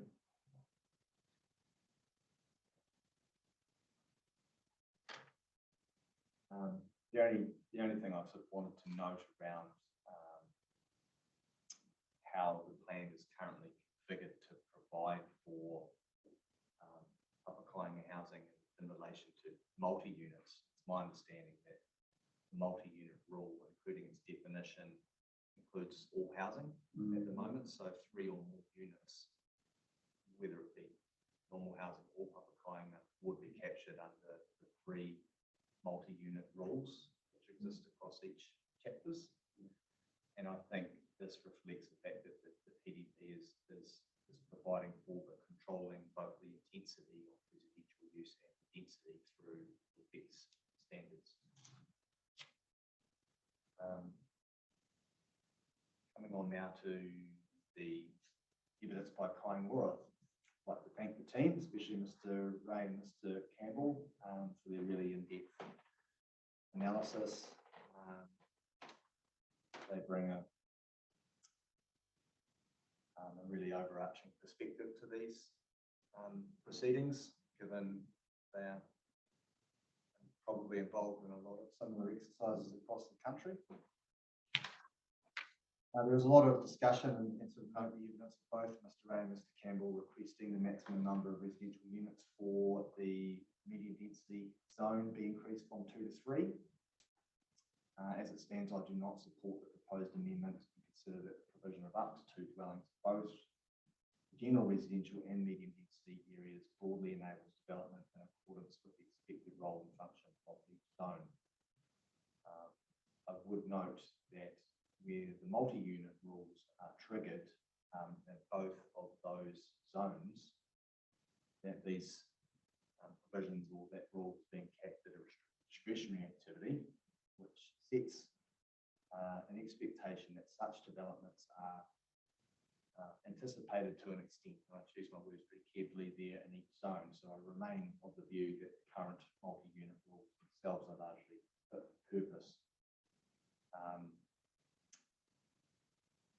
In saying that, there's been a lot of emphasis, and I think it was the last point discussed by the Kainga submitters, getting boiling down to the key concerns and and obviously that number of residential units in the immediate density zone is a key issue. So I will be looking at it more closely. It's not a closed shop. I would sort of like to give the impression that that I'm not still got an open mind there. We've heard a lot of evidence for and against the use of the design guides as formal statutory tools, and so I'd sort of reiterate the point. Obviously, the guides are a key method to demonstrate council's commitment to improving design outcomes across the district. I remain of the view that the use of the design guides as statutory tools is the most appropriate method to reinforce council's broad commitment to achieving better design outcomes, including design outcomes which reflect from the views of Tangata Whenua, and we've heard a lot around, particularly from Mr. Kipper, around that rebuilding of cultural identity within urban landscape and how design guides can, if they're done right, be a key tool for that. So I think the retention of the guides as statutory tools provides certainty for plan users by being clear and upfront within the structure of the plan, and that can result in more effective and efficient consenting processes where users understand which documents are relevant. Having said this, I note the comments from Mr. Brophy and Mr. Liggett and by Commissioner Daish that the guidance may result in laborious consenting processes and or conflict with the effects standards. Some examples that we've heard today have been in relation to their application to relatively minor consent breaches and controlled activity subdivisions, as well as conflicts with private open space requirements. I'll discuss the subdivision matters with Ms. Lawrenson, the reporting planner of the subdivision chapter, endeavour to carefully check the guides for instances of conflict. Changes need to be made in this respect. I will report these back as consequential amendments as part of my written reply. I would reiterate my Section 42A recommendations, which seek to target the applicability of the design guides to only the most complex residential and non-residential developments. And the key there really is trying to achieve a balance where the importance of the method, being statutory tools, retained, but that the requirements of any consenting process are proportionate to the complexity of that process. And it's a key thing, and it's a hard balance to achieve, but that is the balance which I think is where I'm trying to land. I will absolutely consider the specific language in which the design guide is accessed, and specifically whether the applications should consider the design guide rather than having to achieve consistency with it. Whilst the use of the statutory design guides will require culture change both within council and the development community, based on my experience of applying statutory guides, they can add significant value and provide a consistent framework to be applied to a full spectrum of developments. And it's a point that I made in my initial presentation, that we're trying, I'm sort of conscious that we're designing a set of provisions which have to be applied to a full spectrum of users, from the most well-heeled, most well-resourced and experienced and upwardly mobile, right through to the other end, ambitious, lower levels of developers who are wanting to avoid costs, do things very, very quickly, fulfill a certain target market, for example, and they are not experienced in ways on how to deliver quality density. So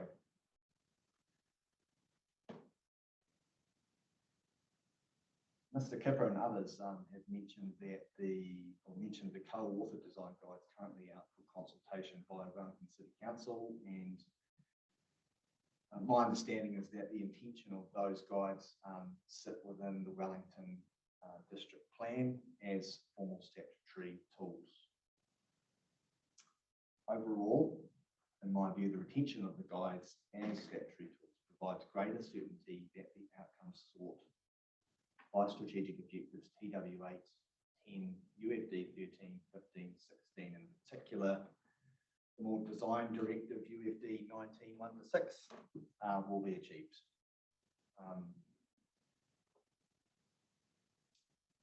Turning to the use of non-notification clauses in certain circumstances as requested by Kaingaroa.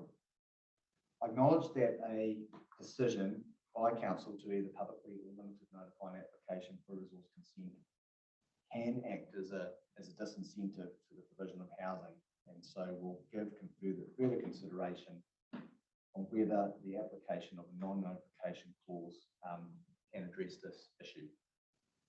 It may be appropriate to provide a more enabling consenting pathway for developments which trigger the multi-unit rules in the GRZ and MRZ zones, but which comply with the effect standards. So essentially that model where a developer is able to effectively manage the public facing boundary and the edges of the site, should the conversation then turn to a finer grained conversation between the council and the developer about the internal workings of a multi-unit development, would that then therefore incentivise greater investment for developers if they can have an understanding that if they plan their site well, that they're going to get through that section 95 hurdle. So, and has anyone made further submissions opposing Kaingaroa's non-notification proposition? I'm sure of that.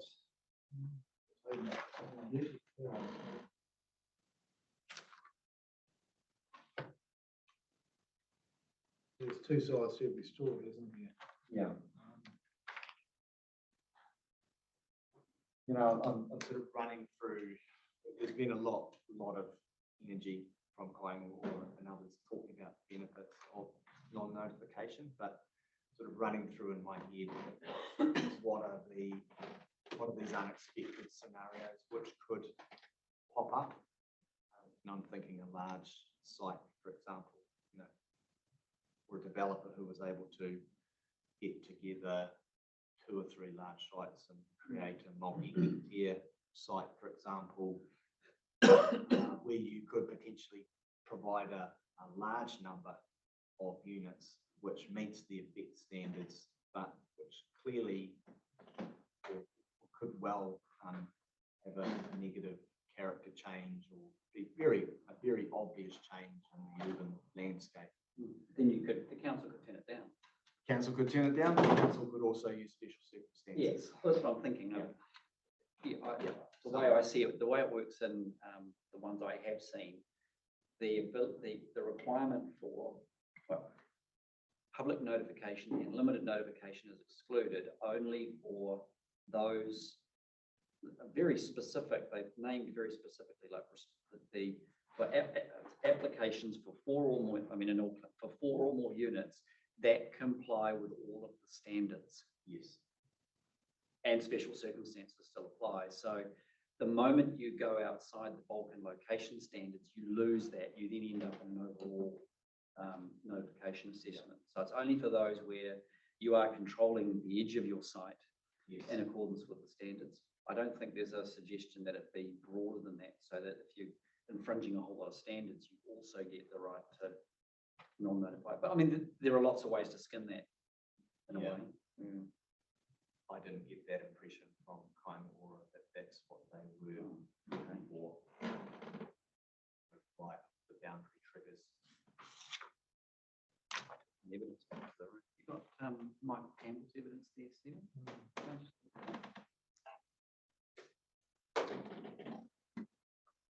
While you're looking at that, Campbell, you said that you'd always have the special circumstances provision available to you. Is that right?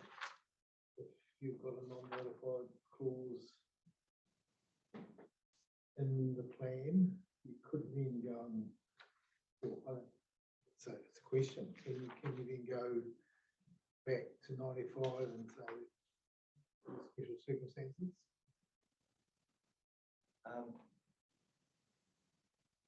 I'd have to check it. It was my understanding that special circumstances shouldn't be closed off. For the non-notified. Yeah, because there's obviously tests to meet to prove special circumstances, isn't there? Could you specifically look at that to check that out with legal interpretation and whatever? Yeah, the special circumstances have got to be things that are not otherwise precluded by your rule. Like, for example, if your rule says don't notify in these circumstances, it wouldn't be a special circumstance that's what you want to do. The way their exclusion is proposed, Campbell, is that any application for 4 or more dwellings per site that does not comply with standard 4 but does comply with standard X and that's their alternative height relation boundary and all other relevant effect standards. So it would only apply to the application that complied with all the standards. And the moment it went outside that, then the exclusion wouldn't apply. So if it was over height, for example, or over height in relation to boundary, you would still then trigger the normal notification assessment. Yeah, that was my understanding as well. Okay.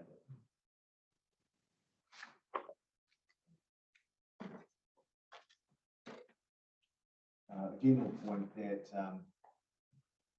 if a more streamlined pathway can be provided for certain well-planned developments, and by well-planned I mean they're applying for complying with FEC standards, this would help to meet the district's housing needs as set out under the D14.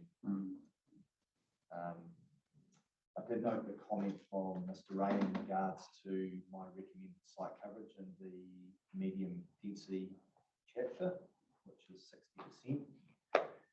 So I will be revisiting that recommendation just to ensure that the effect standard itself is appropriate and it doesn't undermine the role and function of the zone or create any unintended negative effects and consequences. In regards to the evidence presented on height limits, potentially in the medium, particularly in the medium density residential zone, I don't support the height limits as proposed, which is the 11+1 model. As it stands, a height limit of up to 12 metres in this zone may plausibly allow for up to 4 stories in height because the plan doesn't include a limit on the number of stories. It's a limit on height. And so whilst a higher height limit would potentially enable further housing intensification, and it may also create some negative effects, including large differentials in height on neighbouring boundaries or neighbouring properties, and lead to buildings which are kind of outliers and they're noticeably poorer than their surrounding environment. So potentially a disjointed sort of urban form. It's also unclear whether building height of that magnitude may create conflicts with the view shaft overlays. So it would be my assertion that buildings of that height would more appropriately be considered by a consenting process.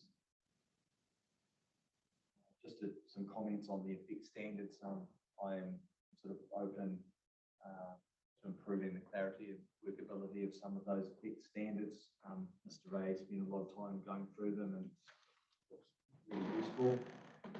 So I will be having a closer look at particularly standard S6, which is the building setbacks, S7, which is your minimum amount for living space, S8, which is your private separation distance or standards, and then your Garangerine standards as well. So would signal that some further movement in those PEC standards is likely to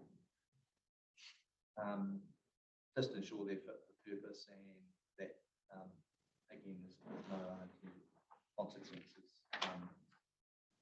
when they're rolled out and consent. And lastly, just a comment on the Heavy Haulage Association.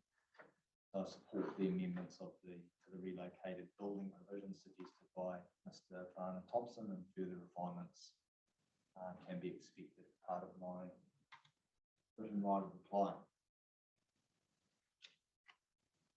Thank you both. Thank you for your summary and your attendance. It's been very helpful to have you across the room instead of beaming in. That makes a difference for us. To have you there, we can read the signals when it's time to perhaps give you advice. So it's been good. So with that, we'll close the hearing. And thank you very much to everyone that's listened in, and thank you, Julie, for your piloting this new technology. We did okay, I think.